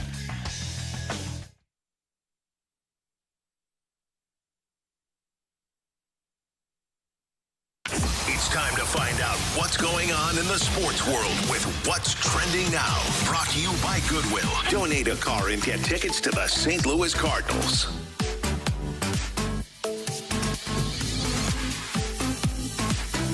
Welcome back to the Fast Lane here on 101 ESPN with Anthony Stalter and Carey Davis. I'm Andrew Marsh, and it's time for What's Trending. Gentlemen, I kind of wanted to piggyback off of what we were just talking about in the last segment. But the question I have is, do you guys believe that Doug Armstrong may have misevaluated just how good this Blues team really is heading into the season? Saying they're a playoff team, or do you think the injuries have really screwed things up for them? I think both can be true as I ride the fence here. But no, listen, I think that the biggest mistake that teams can make, any team, is thinking that you're better than what you are. I don't know if that's the case with the Blues, because I also view this team as a fringe playoff team. So if Doug Armstrong's saying, you know what, I think we're a wild card team, I can't fault him for that. But if he did misevaluate the roster, if he does think that this roster is better than what it actually is, injuries or not, hiring Jim Montgomery is not going to fix the issue. Mm-hmm. It becomes a roster problem. I am excited to find that out, though, because I do think Jim Montgomery is an excellent coach. Mm-hmm. Despite the fact that he got fired in Boston, Jamie kind of highlighted that there were some extenuating circumstances there. Yeah, and you can see that with the whole Jeremy Swayman debacle in the offseason, like there were some problems in Boston that it seems like Jim Montgomery got caught up in. He wants to be here. I think he's excellent. He was an excellent assistant, did wonders with the special teams units. I think Jim Montgomery can coach. So if the Blues kind of look like they do now with Montgomery, Carey, I think you brought this up earlier. This is a roster problem. And then Doug Armstrong might need to take a step back and say, okay, did I over-evaluate how good this roster actually is? For me, I think it's more injuries than anything. I think not that you were playing at such an elite level before the injuries started piling up. Right. But I think it's difficult. They were quick, though. They were better than they were once the injuries started piling up. So I think, for me, when you had Robert Thomas out, you still got Broberg out. You've had guys all over the place just missing time. Letty has missed an extended period of time. Like, it's difficult to really get a true evaluation of what you are and who you are. I don't think Army was out of sorts by saying that this could be a playoff team if everything lines up and checks up the way that it had going into the season. But then you start dealing with all those injuries. For me, it's more of an injury issue than the team just not being good enough. Does it look like there's like disorganization throughout the club? Like, not to, and you brought up Go ahead. You brought up in the office, like the Cowboys, they have a ton of disorganization. Like they're not functioning well. And their owner and GM, Jerry Jones, refuses to fire their head coach. Yeah, at least for now. Well, right. at least for now. Yeah. Commanders yesterday. It's a great win. Wow. Like, does this spell out like there's disorganization within the Blues? Or is this the right move? Like, hey, we made some mistakes, or now we're back on track. Boy, it's one and the same, isn't it? Like, I think there probably is some dysfunction. Look, yes. You have fired another head coach. It has been an hour. Like there is some dysfunction with that. Yeah. I also think that Jim Montgomery became available. Mm-hmm. So if Montgomery was available this offseason, he probably would have been your head coach. You would have thanked Drew Bannister for a great job he did. Sorry about it. And you would have went with Jim Montgomery. The fact that now, a couple of months later, Montgomery becomes available, I think Doug Armstrong struck while the iron was hot. Mm-hmm. I don't have an issue. But there also have to be some problem, Carey, within the locker room with Drew Bannister, who could not extract more out of this team, injuries or not. And Craig Berube. Craig Berube. There's some dysfunction there. And that's what I was saying earlier. Like, for me, as a player, like, this is your livelihood. This is how you, like, people would laugh at me. Like, what you got to do tomorrow? I got to go to work. Got to be there at 6:30. They're like, you don't work. You play football. No, I work. It is a job, man. Right. I got to pay taxes. I get a paycheck. I got a boss. I got people that I got to answer. Like, It is a job. That leads up to Sunday. It's a job. That's the dessert, essentially. It's a job. I go to work every day. And so this is their job. Mm-hmm. Their job just happens to be on TV. It happens to be, envied by people because you get to do something that 99% of the population will never be able to do. But it is a job. And in any job, if you do not perform well, they tell you, we appreciate your service. You're no longer welcome here. Yeah. And so that goes for the Blues. It's not, my boss he didn't lead me in the... No. Mm-hmm. Your job is to win games, score goals, block shots, hit people. Whatever your job description is, you can take it to any walk of life. That's your job. If you're not doing your job well enough, okay, we'll hire somebody else.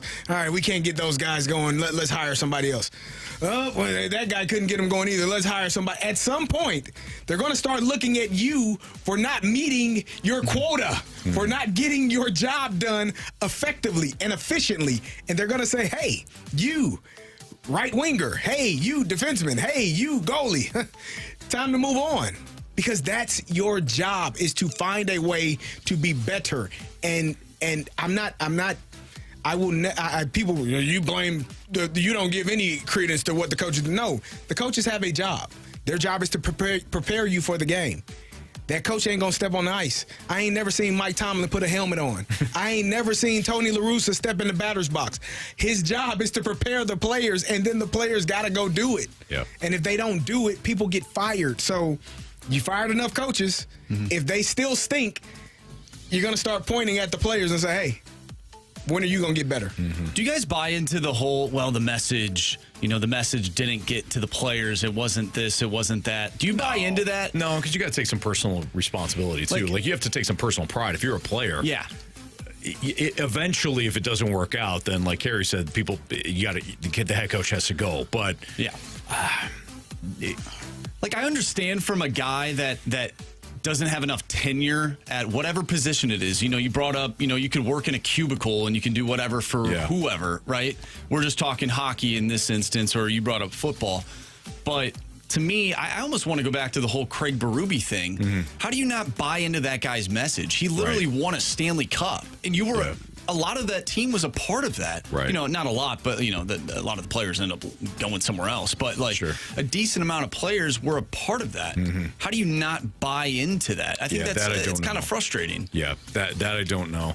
I'll use another analogy, but I'll be quick with this, non-sports related. Carey's a father. I'm a father. If one of my kids is struggling in school, I could blame the teacher, I could blame one of my kids. But ultimately, I need them to get up to speed with whatever they're struggling with. Mm-hmm. And if I meet with the teacher and the teacher doesn't have the right message, like you're saying, the players aren't receiving that message. Teacher doesn't have the right message. Okay, well, I have to make sure that whatever message, however my sons or daughter learn, I've got to deliver that message myself then. Mm-hmm. I have to take responsibility for, and I've got to figure it out. whether it's a heavy-handed approach, whether it's a pat on the back approach, whatever. The teacher can only do so much. So in essence, I got to fire the teacher, and I've got to take over, right? So if you're Doug Armstrong and you're the parent and you're seeing the teacher can't get it done, well, you got then it's your responsibility. Mm-hmm. And if the players eventually can't figure it out, fortunately, for him, he can move on. Yeah, you can't move on from your kids. Nor do I want to. So, real quick, I know we got a break. We got people saying, well, Bannister wasn't a good coach. He may That's not why he have got fired. Okay. Was Berube a good coach? Hell yeah. He got fired too. So you got a good coach that got fired. Mm-hmm. You got what people are saying not a good coach that got fired. You let me know. The common denominator. You let me know what the problem is. You can't fire all the players. Not all at one time. Okay. At least. I mean, you could get rid of some for sure. We saw the Minnesota Wild do that. Yeah. And somehow they're still better than you. Yeah. While dealing with all that crap in the salary cap. Might be a whole nother story. All right. Good luck, committee. That's all I got to say. Good luck, college football committee. What a mess. Yes. What a fun mess. We need Carey on the committee. Let's get into it next on 101 ESPN.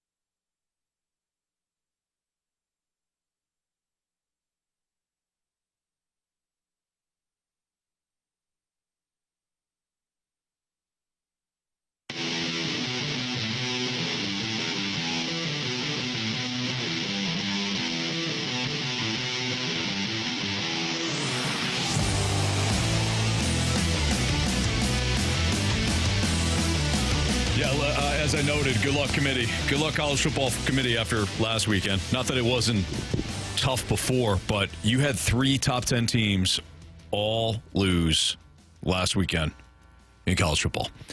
Alabama falls to Oklahoma. What was more shocking to you? The fact that Oklahoma scored 27 or Alabama scored 3? They scored. The fact that Alabama scored 3. The fact that they were unable to go and do anything offensively against Oklahoma. That, to me, was the more shocking part. Do you guys buy into the whole Ryan Williams, phantom penalty that was called that sort of derailed Alabama that everyone's hot and bothered by? You got your butt kicked by a bad Oklahoma team. You know I don't buy into. No, I know you don't. I thought I'd ask, though. And I don't buy into it either. I know I've been critical on refs these past couple of weeks, but I don't buy into that either. You only scored 3 points. Yeah, 3 points. I know Oklahoma's got a defense. It ain't that good. So Alabama falls 24-3. You also had Ole Miss lose 24-17 as Jackson Dart, the quarterback for Ole Miss, throws multiple interceptions in a row. And unfortunately for the young man, he was struggling on the sidelines there.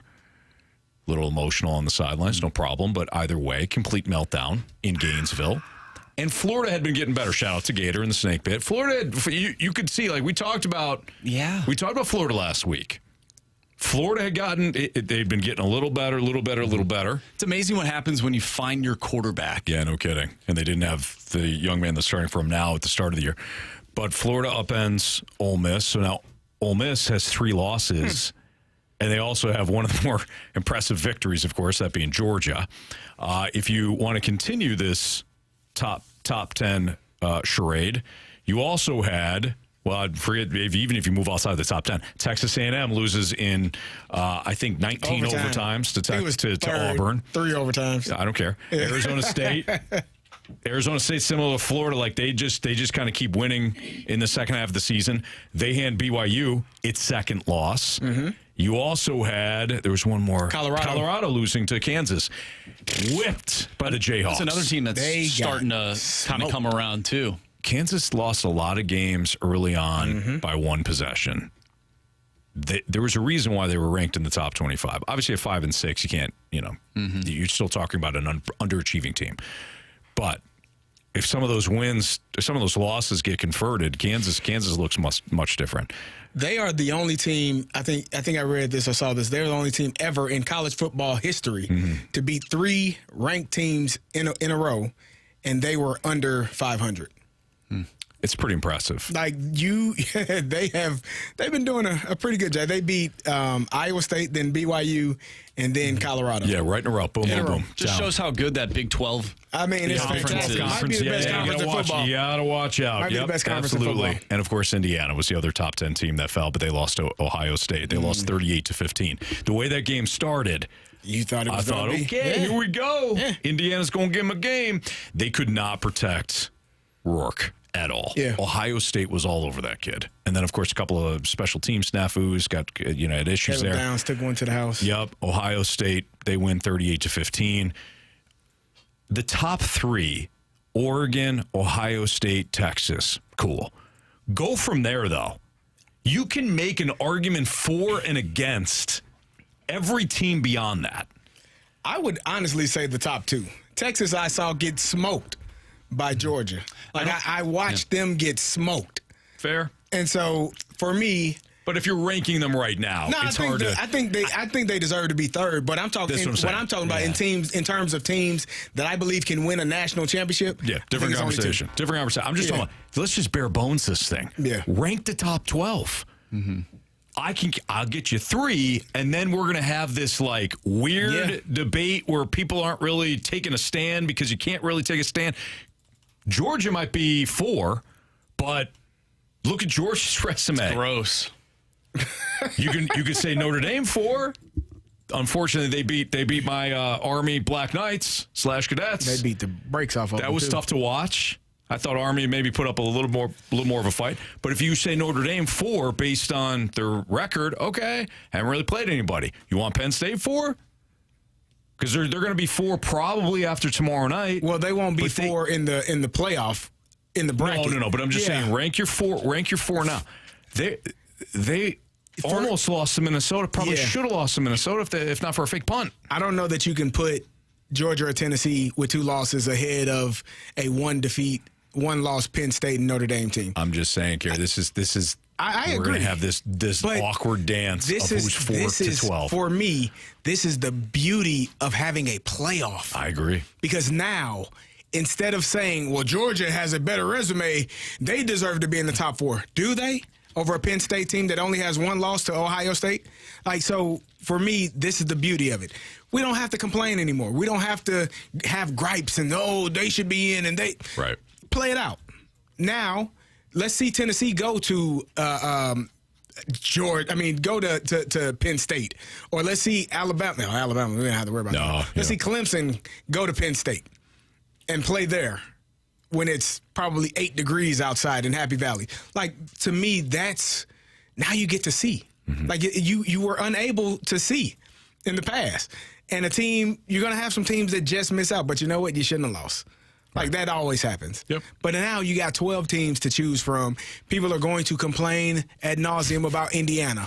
I don't care. Mm-hmm. They lost to the number 2 team in the country on the road. First half, I thought it was a good game. Pretty good. Special teams changes the games. Yep. You score a kickoff return or you score on special teams a punt return, I think that the odds go 75 to 85% that you win that game. Ohio State returned a kick. So those things happen. But I'm excited by the fact that they do have that we will get the best teams.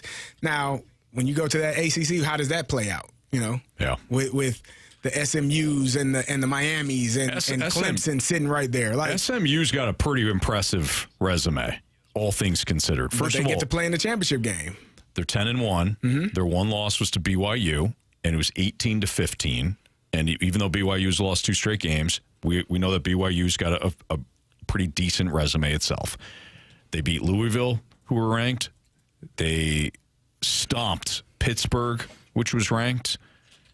Out of all the ACC teams at 10-1, they're 7-0 in the conference. They've been pretty impressive. Mm-hmm. They haven't played a Big. Obviously, they haven't played a Big Ten or SEC schedule, but that's also not. They can only play the opponents that are on their schedule. And they're still ranked behind Miami, yes, who has 1 loss in conference, right, to Georgia Tech, which was not a good loss. It wasn't a good loss, and they should have lost. That wasn't one of those things where it's like, Miami should have lost a couple of other times. Yeah, they should have lost. They could have easily lost to Cal. They could have easily lost to who was it? Not Louisville. Virginia Tech. Thank you. They had lost. The referee called it a touchdown and said, "No, it's not a touchdown. It's actually an incomplete pass." Right. So this is gonna be wild. All right, we gotta get to the gauntlet. Yeah, I was just gonna say, what did you think about the Shadur Sanders no flag that hit low hit? That was ridiculous, man. Yeah. That's ridiculous. That's not in the I'm probably getting kicked out of the game for that. And my coach is probably going to lose his you-know-what. But at some point, that was ridiculous. That kid took a 5-yard run. Right, and then didn't lost. hit him low. Didn't hit him high. He dove at his legs. Hit him. You can end a kid's – you could have ended his season right there. Which has an impact. He probably still gets drafted in the first round. But it just changes things when you do stuff like that. Right. That was – and I don't know if that young man is I don't know him.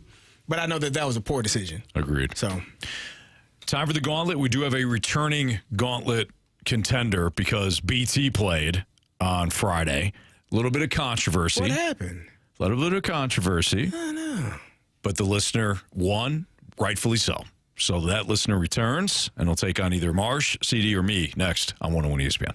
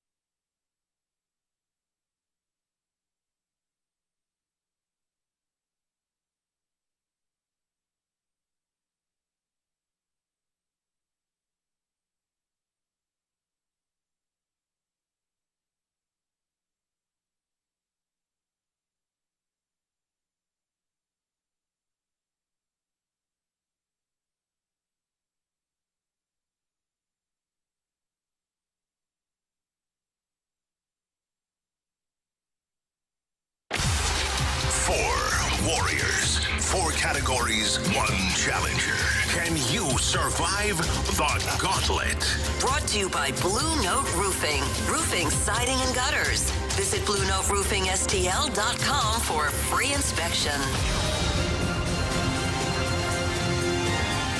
It's Fastlane on 101 ESPN. Andrew Marsh, Carey Davis, Anthony Stalter, and we welcome back Eric into the Gauntlet. What's up, Eric? How you guys doing? We're doing well. So you got past BT. You still only have to win 4 rounds. So if you leave somebody, if you leave because BT was part of the fast lane. He's filling in. It's round 1. Doesn't matter. We're not going to force Eric to do 5 rounds. Oh, you said he still only needs to win 4. I thought you said he needs to win 4 more. No, I was confused. No. Come on, Carey. We don't do math on this show. No, you're right about that. Not at all. Yep. I wasn't even trying to do math. I started adding the numbers up, and I didn't have enough hands. Yeah. That's fine. Okay. All right. Eric, would you like to take on for round 2 of the Gauntlet, CD, Marsh, or me? Now, can I ask you a question first? Sure.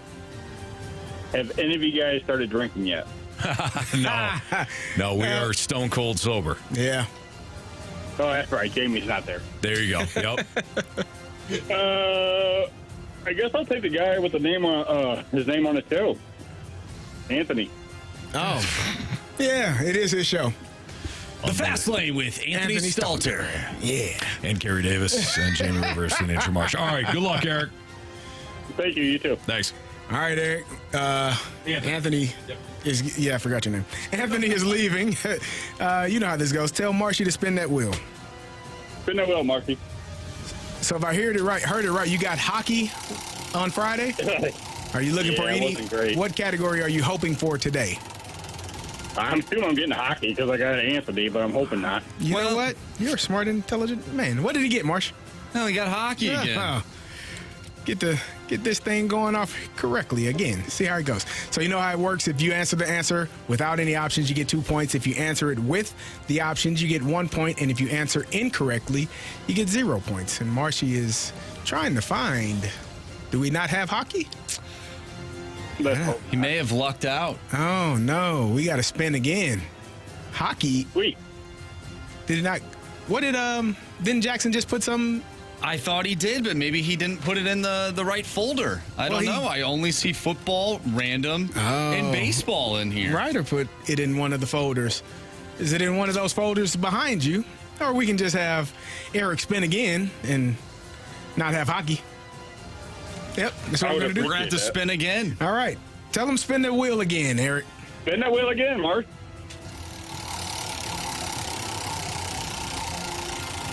All right. May have lucked out.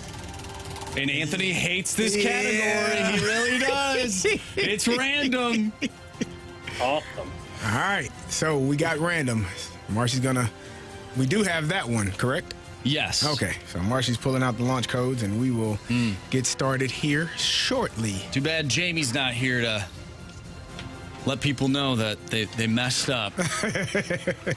Somebody would be getting fired for that, huh? All right, Eric, you ready? Yes, sir. All right, here we go. America first began the custom of weekday voting in 1845 when our president was none other than whom? 1845. That was, a couple years ago, so carry the one, that would be Adam. There's 2 Adams, though. The first Adam. Can we get a... John Adams. John Adams. Final answer? Final answer. Question number 2. Who bowled his final frame on the PBA National Tour in 2021, finishing with 37 titles and 10 majors? Pete Weber. Final answer? Final answer, sorry. Question number 3. Name the popular country music group that split up in 2022, whose hits included Get Your Shine On and This Is How We Roll. Florida Georgia Line, final answer. Question number 4. Can you tell us the name of the improv troupe? Am I saying that word correctly? Trope. Sorry, it looked like toupee. Can you tell us the name of the improv trope responsible for launching the careers of comedy icons like Bill Murray, John Belushi, and Chris Farley? That's the one in Chicago. He's going to kill me on this one. I guess Chicago one won't work, huh? I guess I have to take the option. The options are the Groundlings, the Second City, or the Upright Citizens Brigade. Second City. Final answer. All right, we'll get Anthony back in here, see how he's feeling. Looked like it's crowded in the cone of silence. He wasn't able to focus on what he needed to do, I can tell you that much. He's probably wondering where the hockey questions were for the Gauntlet. No hockey? Yeah, we got hockey. Oh. Well, actually, we had hockey. This Will spun hockey, but we don't actually have hockey. Minnesota Duluth. Yeah. That's the right answer, but it's not the right answer. Okay. Yeah. You got random. Oh, come on. I love hockey. Why can't we just do hockey? We don't have hockey. Who messed up that? Somebody misplaced it? Or Jackson literally came in here to put new questions in. Was it hockey questions? I don't know. I didn't look at them. I refused to look at them. Because you have integrity.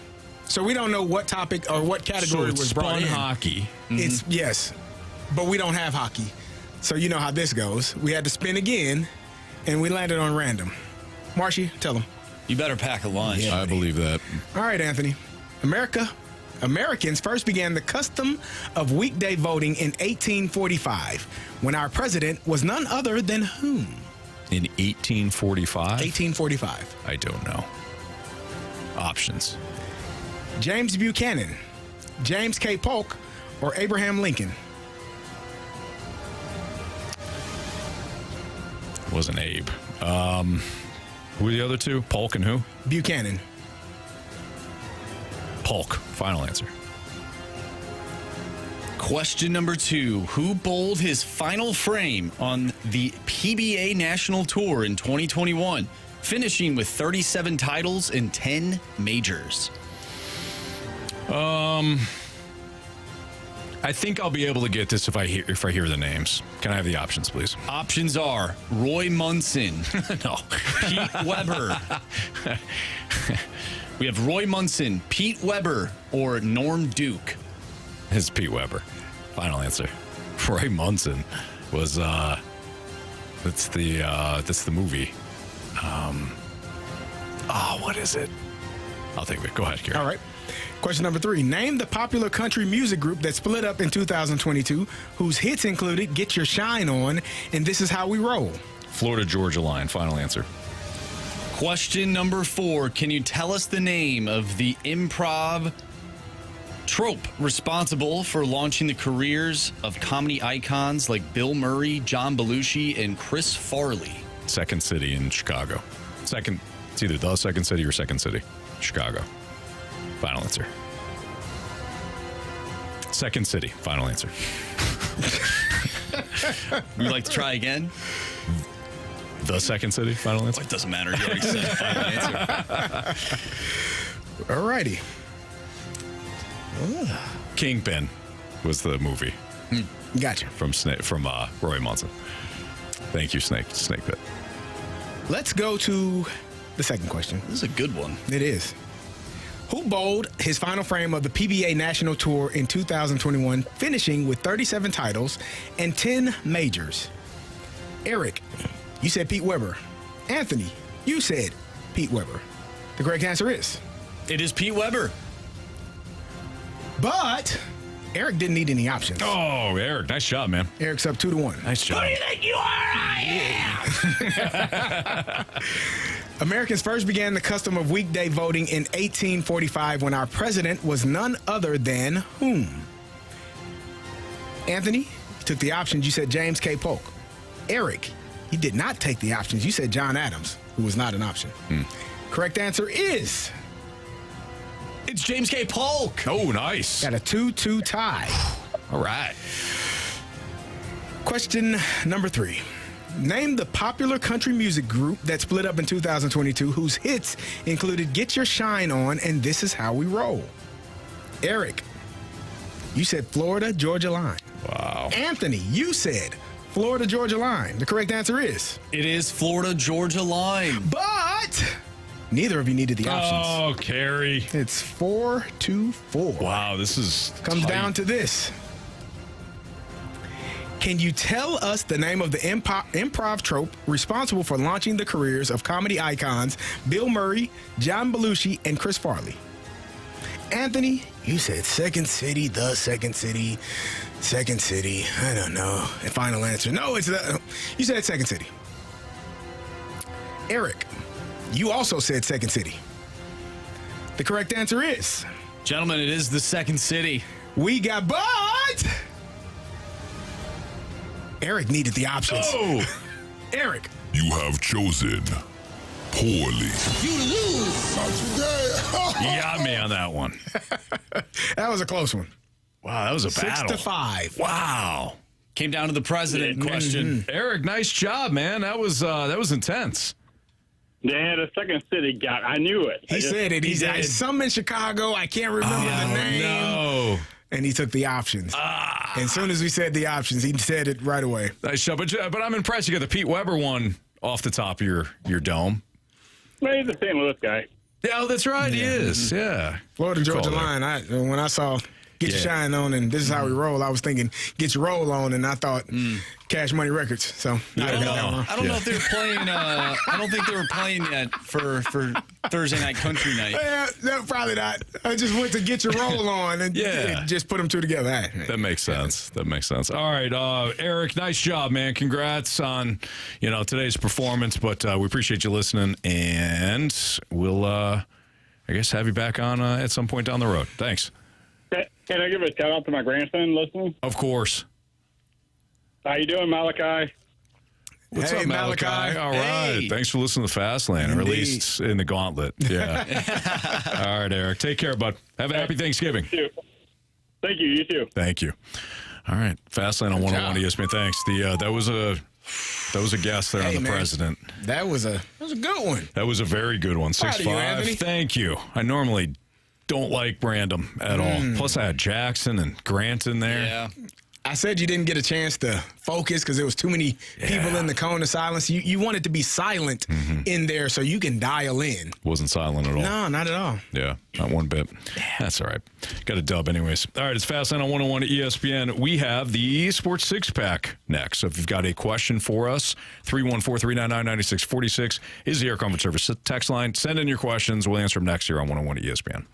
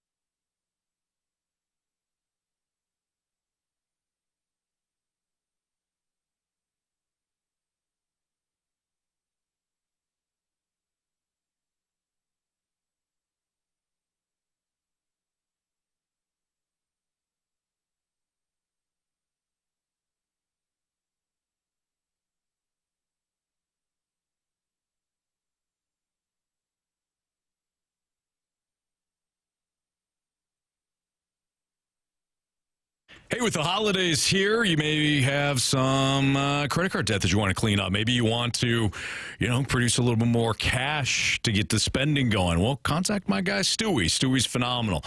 When it comes to refinancing or consolidating debt or just flat out taking money out for, the holiday season, Stewie's got ways for you to do so. And if you are looking for a new home and you found your dream spot, but you don't know how you're going to get the loan in place, maybe you got a unique situation, Stewie's phenomenal when it comes to unique situations. I've seen it time in and time out. In fact, Jamie just had a recent situation where he bought a new home and he had his own, hurdles that he had to overcome. And Stewie, Jamie said the process was incredibly easy. When it comes to working with Stewie, he hands out his personal cell phone number because he wants you to call him and have that old school customer service. And there's not a situation that Stewie has encountered where he wasn't able to help somebody. Maybe it's not the right time to refi for you, or maybe you look at your situation, the financials don't add up for right now to do something, but Stewie will have you as a client and he'll contact you and he'll keep calling you and say, hey, maybe now's the time to do it. That's the customer service that you're not going to get elsewhere from people. So give my man a call, 314-324-4440. You can also Google the bagel loan. It's Stewie from Stewart's American Mortgage Corporation. NMLS number 226715.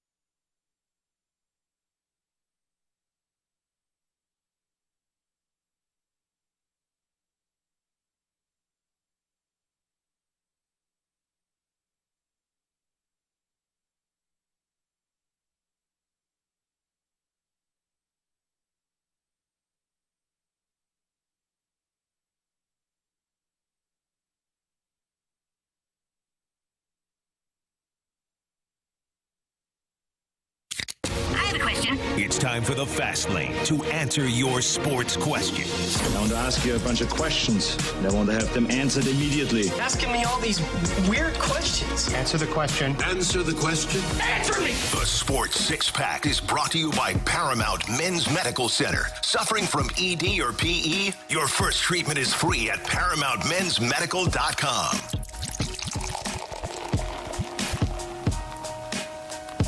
All right, time for the Sports Six-Pack. 314-399-9646 is the Air Comfort Service tax line. So if you got any questions for us, now's the time to send them in. Off a little earlier today, Marsh. You got the 5 o'clock pregame for the Rangers and Blues. By the way, everyone's saying that it is pronounced Troop. T-R-O-U-P-E. I didn't see the R. I thought it was toupee. Yeah, I saw the R. I saw the O and the U. I just thought it was trope. Yeah, either way. Why wouldn't they just spell it T-R-O-O-P? Very good like question. Like a troop, like troops. Yeah. A group of people. I don't know. You're asking the wrong guy. We'll have to ask Merriam. Well, oh, yeah. Merriam-Webster. They would know. Were you confused? Were you trying to figure out who that was? No. I was going to say, who, Merriam? Yeah. Are we ready? Webster? Go ahead. Question number 1. All right, first question comes from Grant Francis Fan Club. Why aren't other sports as cutthroat as hockey when it comes to coaching changes? Seems to me like there are always dead men walking coaching whole seasons in the NFL and Major League Baseball. Because it's not the way to do business. It's not the best way to fire people after a year, 2 years. Mm-hmm. Generally, in my opinion, you got to give a guy 3 to 5 years to kind of figure it out. Now, this was extremely fast, but even in football, they get rid of coaches after a 2-year span, a 3-year span, and you need 3 to 5 years to kind of get things going in the correct direction. So, I don't know. Yeah. I think all collegiate and professional sports, they need to do better. Boy, hockey moves real fast. But let's just break it down. Let's take it sport by sport. In football, you think about like the systems in place. If you don't have the right players and you're hiring a coach that is going to install different systems, it's going to take a couple of drafts. It's going to take a couple of free agencies. You want to allot that time. Yeah.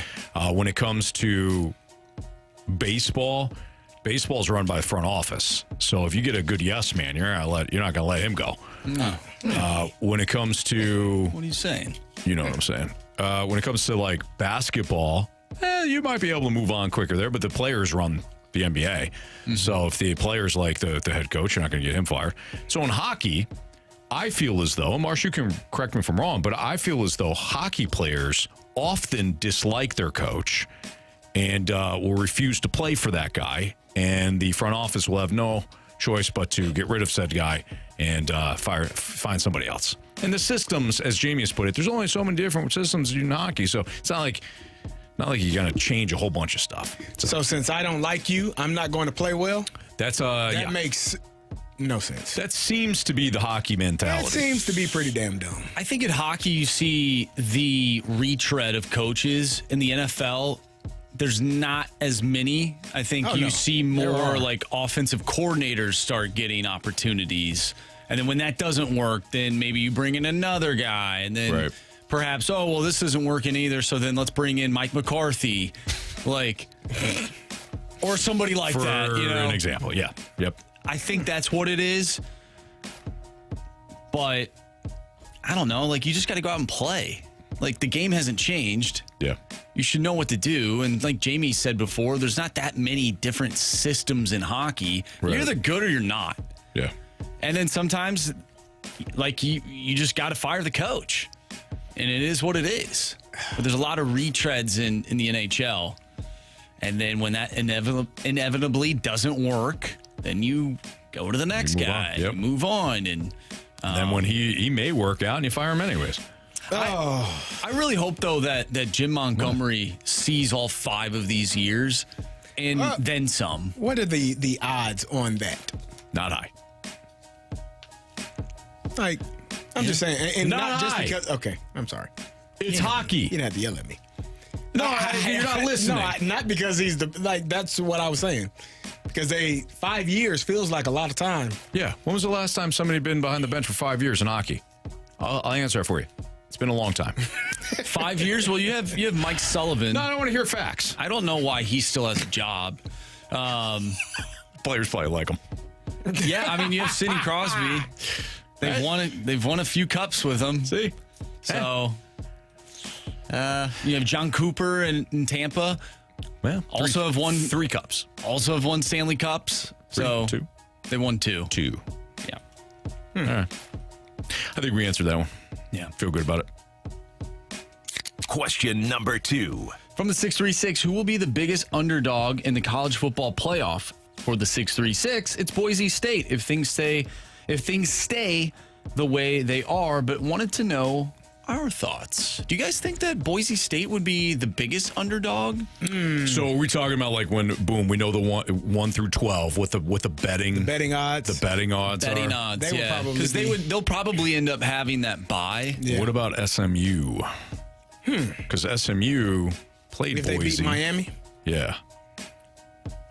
SMU? I could see SMU being the team with the longest odds to win the national championship. I think it really depends on the matchup. Does this team's matchup favor them on the path to the Final Four to the national championship? Mm-hmm. It's going to be interesting. I think Indiana. I mean, if Indiana gets in, I think Indiana would have the longest odds. Because they would probably be going to play Penn State or maybe even an Ohio State. There's so much to be determined too, though. Will Tulane get in? Is there still a path for Army to squeak in? I think Army's done. I would think so too. Does UNLV sneak in? I don't think so. Okay. All right. I think you're going to get the ACC. You're going to get 4 teams from the Big Ten: Oregon, Penn State, Ohio State, Indiana. You're probably going to get, at this point, 3 teams now from the SEC: Texas, Tennessee, Georgia. I think Alabama and Ole Miss are out. Or is that 7? You get Boise, 8. You get the ACC champ. Yeah. 9. You know what? To the Texas point, it might be Boise. Boise might have the longest odds. Well, to me, though, that's interesting because I think they have the best player in college football on their team. You would be a wise man, Marshy. Other people would say that it's not the best player in college football. They point at the guy in Colorado, but I'd say the numbers. Let's be honest here. If Ashton Genty does not win the Heisman, what are we doing? What are we doing? No, he's Heisman. Isn't he about to break Barry Sanders' record? He got 2,000 yards rushing. He has to, but I think Travis Hunter is, in terms of the odds, leading in the Heisman vote. Yeah, which is ridiculous. I'll give it to Genty.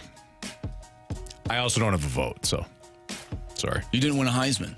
I didn't win a Heisman. I don't think you need to win a Heisman to actually be the only. Yeah. You can be a writer. For voters. You can be writers vote I've on lived that. my whole life thinking that the Heisman winners. Told you that? That's what I thought. No, the Heisman winners don't vote the next Heisman.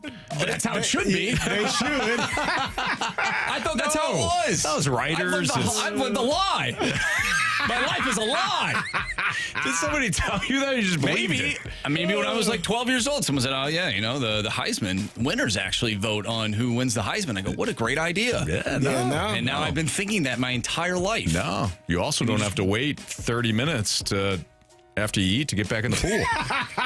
What? Yeah. Are you serious? You just jump right back in. Is that for cramps? No. Yeah, that was the reason. The leeches? I think adults were like, "Why don't you just sit here? I'll jump in the pool for a little bit, and I don't want you splashing around me." What? Yeah, that was all a myth. Speaking of that, I saw a video. You know the food pyramid? Myth. Oh, I know that. Oh, no. Sure. You don't have to tell me about that. What? There's a lot of things that are probably a lie that I've been believing. I saw a video over the weekend of this guy. It was a prank of the lifeguard. And he's like, "Hey, everybody." It was like all the adults were in the pool. And he's like, "Hey, we're going to take 5 minutes. I got to take a bathroom break." And everyone's like, "What?" Like, it's kind of weird, but sure. Everyone gets out of the pool. The guy steps down, walks right into the pool, stands there for 10 seconds, and then steps out. Oh, come on.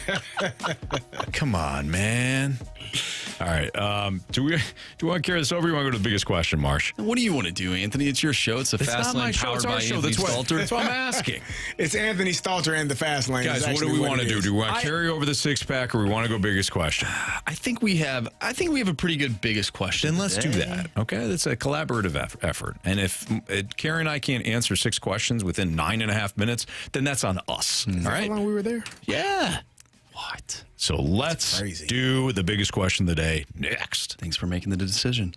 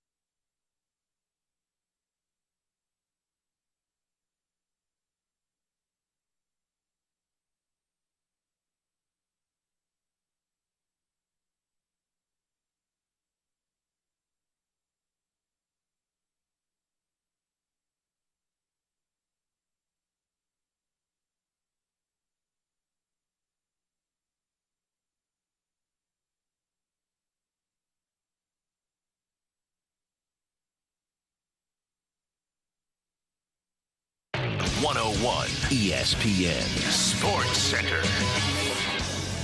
I'm Andrew Marsh. It's time for a Sports Center update driven by Johnny Londoff Chevrolet and Johnny Londoff Autoplex. The Blues take on the New York Rangers tonight, and they will have a new man standing behind the bench as Jim Montgomery was named the 28th head coach in Blues franchise history over the weekend after Drew Bannister was relieved of his coaching duties. Doug Armstrong said that this was more an opportunity to get someone of Jim's caliber more than anything else, and we discussed that throughout the entire day. We also talked with Jeremy Rutherford, our Blues insider from The Athletic. If you missed anything from today's show, make sure you go to 101ESPN.com or check out the free Schaefer Door Company 101 ESPN mobile app. It is free. Go download it if you have not. And just head to the podcast page. You'll find all of our interviews and full shows there, and it's all brought to you by Dobbs Tire and Auto Centers. We have our biggest question of the day coming up next. Once again, Blues Rangers. Pregame starts at 5. Puck drop is at 6. I'm Andrew Marsh, and the Sports Center update is driven by Johnny Londoff Chevrolet and Johnny Londoff Autoplex. See them at Londoff.com. Chevy, together we drive. Are you kidding me?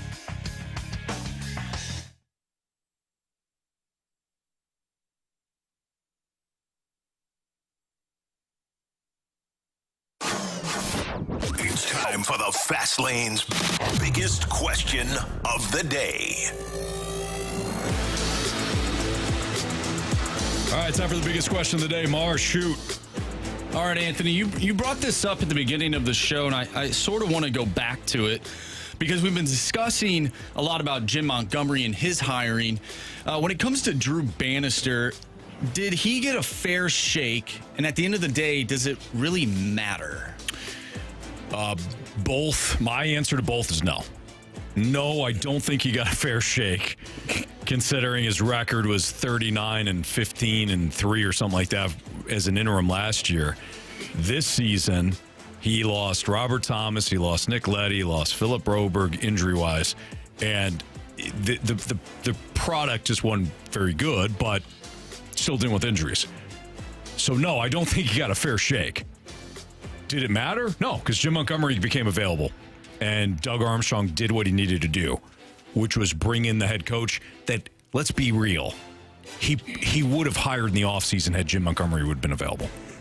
Even after Drew Bannister did what he did last year, Carey, as an interim for Craig Berube, Army still would have went with Jim Montgomery.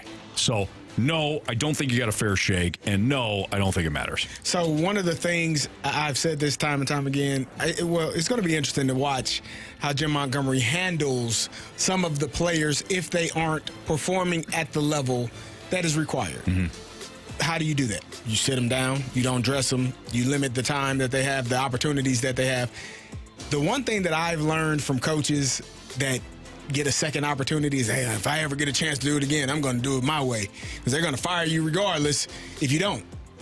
I wonder if Drew Bannister, if there are things that he sits there today or yesterday or whenever he got the news that he was no longer going to be the head coach of the St. Louis Blues, I should have went on and did this. I should have sat him. Mm-hmm. I should have limited this person's time on the ice. Maybe I cut him. Maybe I should have cut him more. Because that's the only way to really send a message to your team when people aren't performing well. You sit their butt down. Yeah. Like, you can't cut people if you're the head coach. The general manager can, the front office can, but you can't. Mm-hmm.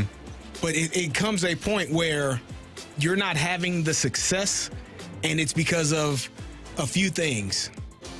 And you know what those things are, but you feel like you're handcuffed and are unable to do those things that are required. Yeah. I wonder, looking back at it, if he's like, yep, I should have done that. For sure. I should have done this. And that's why anytime you become a head coach, do it your way, man. Yep. They're going to fire you anyways. Do your thing, dude. Do it your way. Whatever you feel works best, do that. Absolutely. Because at some point, they're going to come and tell you to come to the office and say, yeah, we're good. Right. So you might as well go out on your own terms. So what if the Blues were playing good? They're in a playoff spot. Jim Montgomery's still available. Do you make this move if you're Doug Armstrong? I don't think so. I think he probably would have. I don't. Really? If they were... I think he wanted Jim. I think this really wasn't about Drew Bannister. I think this was about Jim Montgomery. But it was also about how poorly you were playing. Yeah. Like, that if definitely you're- helps. If you're winning, if you're the Winnipeg Jets, Yeah. you're 17-4. Mm-hmm. He's not getting fired. No, probably not. Hey, But if I mean, that's a 17-4. okay, if you're 12-6. I don't know. I really do believe this was about Jim Montgomery. And you know what? They're not 12-6. They aren't. They're 9 and whatever. So, Anthony, you're right. They're 9-12. thank you.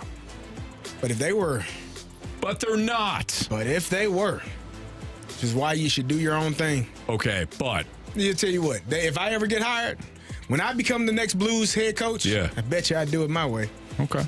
You're like, what are you doing? This is so unconventional. Just watch.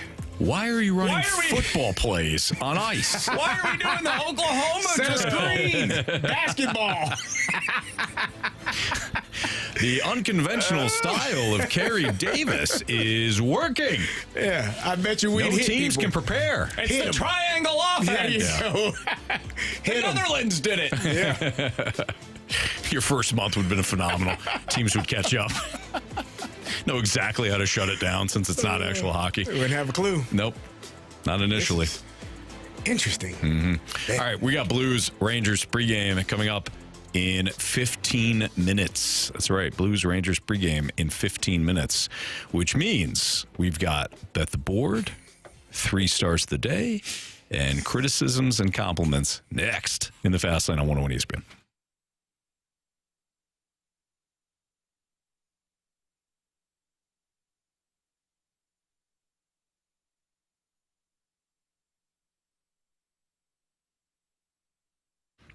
Hey, I got a perfect idea for you if you're looking for that perfect gift for any of your loved ones when it comes to Christmas.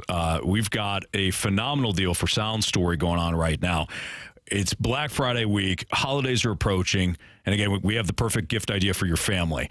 How about having one of your loved ones sit down with somebody from our 101 ESPN team to record an interview that is going to last forever? You can have, maybe it's a grandparent. Maybe it's a loved one that, has a very unique story and you want to record that. Great. Sound Story. It's an hour-long interview.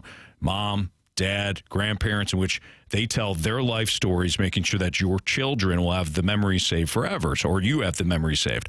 And now, new in the 2024 holiday season, Sound Story is offering the option of a video interview to make sure both the stories and the images are preserved for you. It's a gift that you'll never regret giving, but it's a gift that everyone in your family will absolutely enjoy and love. Just go to mysoundstory.com, enter the promo code ESPN, and this Friday, to get this Black Friday special of 10% off a holiday gift card for Sound Story. Again, Black Friday week special, 10% off holiday gift card for Sound Story. You just got to use the promo code ESPN at mysoundstory.com.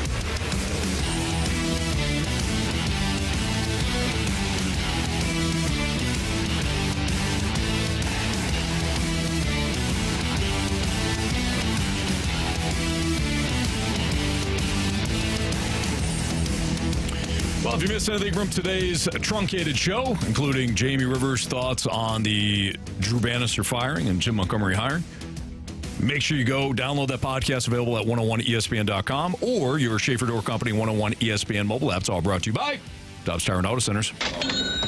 All right, time to bet the board, and I'm losing ground here. Again, Marsh is just steamrolling everybody, just like he was pretty much all month.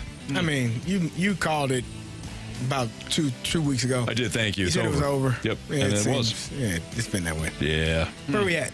Insurmountable deficit for me. Just a massive lead for Marsh. Yeah. You're down 3, Anthony. Yep. Yep. You used your parlay yet? I have not. Is this it, too? Or do we have next Monday? I better look that up. Still got Monday. All part of the I strategy just said session. that. I'm not sure. No, we don't. No, you almost just This pulled is me. it. This is the last week? This is the last 3 week. days. 3 days. Yeah. Oh, no. Now, on Wednesday, can I use something for the weekend? Well, yeah. Oh, yes. You can use all of those days. Yes. What are you going to do, though? Are you going to make it a Thursday? Is it going to be Thursday football? Or are you going to wait till Sunday just because, you don't want one to ruin the rest of the weekend? I don't know. Whoa. Hey. That's too much, too soon. It's too much, too soon. You've already lost then. Exactly. I'm still trying to get over the thought of Where am I at? just getting drubbed by you this month. Carey, you have 6 points. What do you have? I have 12. Oh, Lord. Which means I have 9. Terry. Put it in reverse, Terry. Oh, boy. That's hilarious. All right. Marsh, what's your play tonight? All right, I am going to go with the Blues total, the team total, over 2.5 goals tonight. I like the head coach bump. I think the offense gets going tonight against the Rangers. At least 3 goals. That's what I'm looking for at -105. Ooh.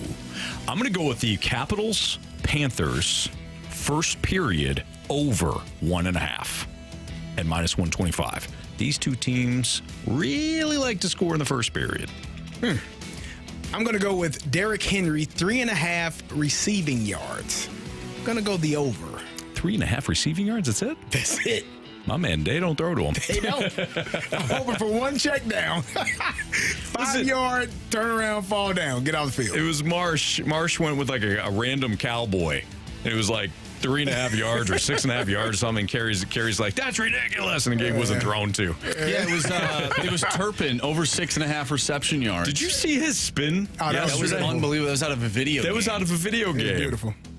It's almost like he didn't need to do it. He fumbled the kickoff. Then Well, the spin threw everybody off. threw everybody off. And then he just shot out of cannon, out of there. That was special. It was a fun weekend. You're Illini with a huge win. Man, that was a special win. We That's fun. You were on the broadcast. I was. We got an opportunity to kick the go-ahead field goal. We kick it, but Greg Schiano, the Rutgers head coach, calls a timeout. We missed bad. It didn't even make it to the goal line, I don't think. Man. The wind was swirling so much. Yeah. So Bielema says, we're not going to do that again. Brings out the offense, 4th and 13. I believe we're on about the 40 or 50. Through a dig route, and Pat Bryant catches it. It makes a defender miss and runs past the entire rest of the secondary for a touchdown. It was beautiful. That is something. Beautiful. Beautiful. All right, Marshall, what do we got for criticisms and compliments? All right, let's go to the 314. I'm criticizing the fact that you don't know how the Heisman Trophy is voted on. That's me. And we're extremely condescending about it to Marsh. You owe him an apology. So I did see that the Heisman winners do vote. They do have a vote. They do have a vote, but I thought it was just them. No. And not the writers. I apologize if I came off as condescending. Well, it did hurt my feelings. I'm sorry. But I forgive you. I am legit sorry about that. I'm in a forgiving mood and a thankful mood, too. I did assume that Marsh was saying that only the Heisman players vote. Well, that's what he was saying. That's how it should be. I didn't say that they didn't get a vote. I said the writers also get a vote. There's a committee. But if I came off as condescending, I apologize to Marsh and the listener. That was very nice. You must be in a good mood. But I do feel that way. If I don't like to, I don't like to be condescending. I don't want to. Felt that way. No. I don't want to ever come off condescending or arrogant. Have we met? What the? Really? You don't never arrogant, yes. Never. Condescending, Anthony, you don't ever want to be condescending? No. Come on. Well, arrogant, I get. You're not that. Condescending is. Yeah. We live in a state of God. Come on. That's You're what right. we do, right? You're right. All right, Mark, go ahead. 3 stars of the day. Our 3rd star of the day goes to Pete Weber. Hey. Yes. 2nd star of the day goes out to Carey Ted Lasso Davis. Oh. And a late 1st star goes to Anthony's apology. All right. Yeah, there we go. All right, so we have Blues hockey coming up. We got pregame right here on 101 ESPN. You'll hear from Alex Ferrario, who's about to step into the studio right now. Blues and Rangers pregame. For Jamie Rivers, for Andrew Marsh, for Carey Davis, I'm Anthony Stalter. We appreciate everybody listening. We will see you.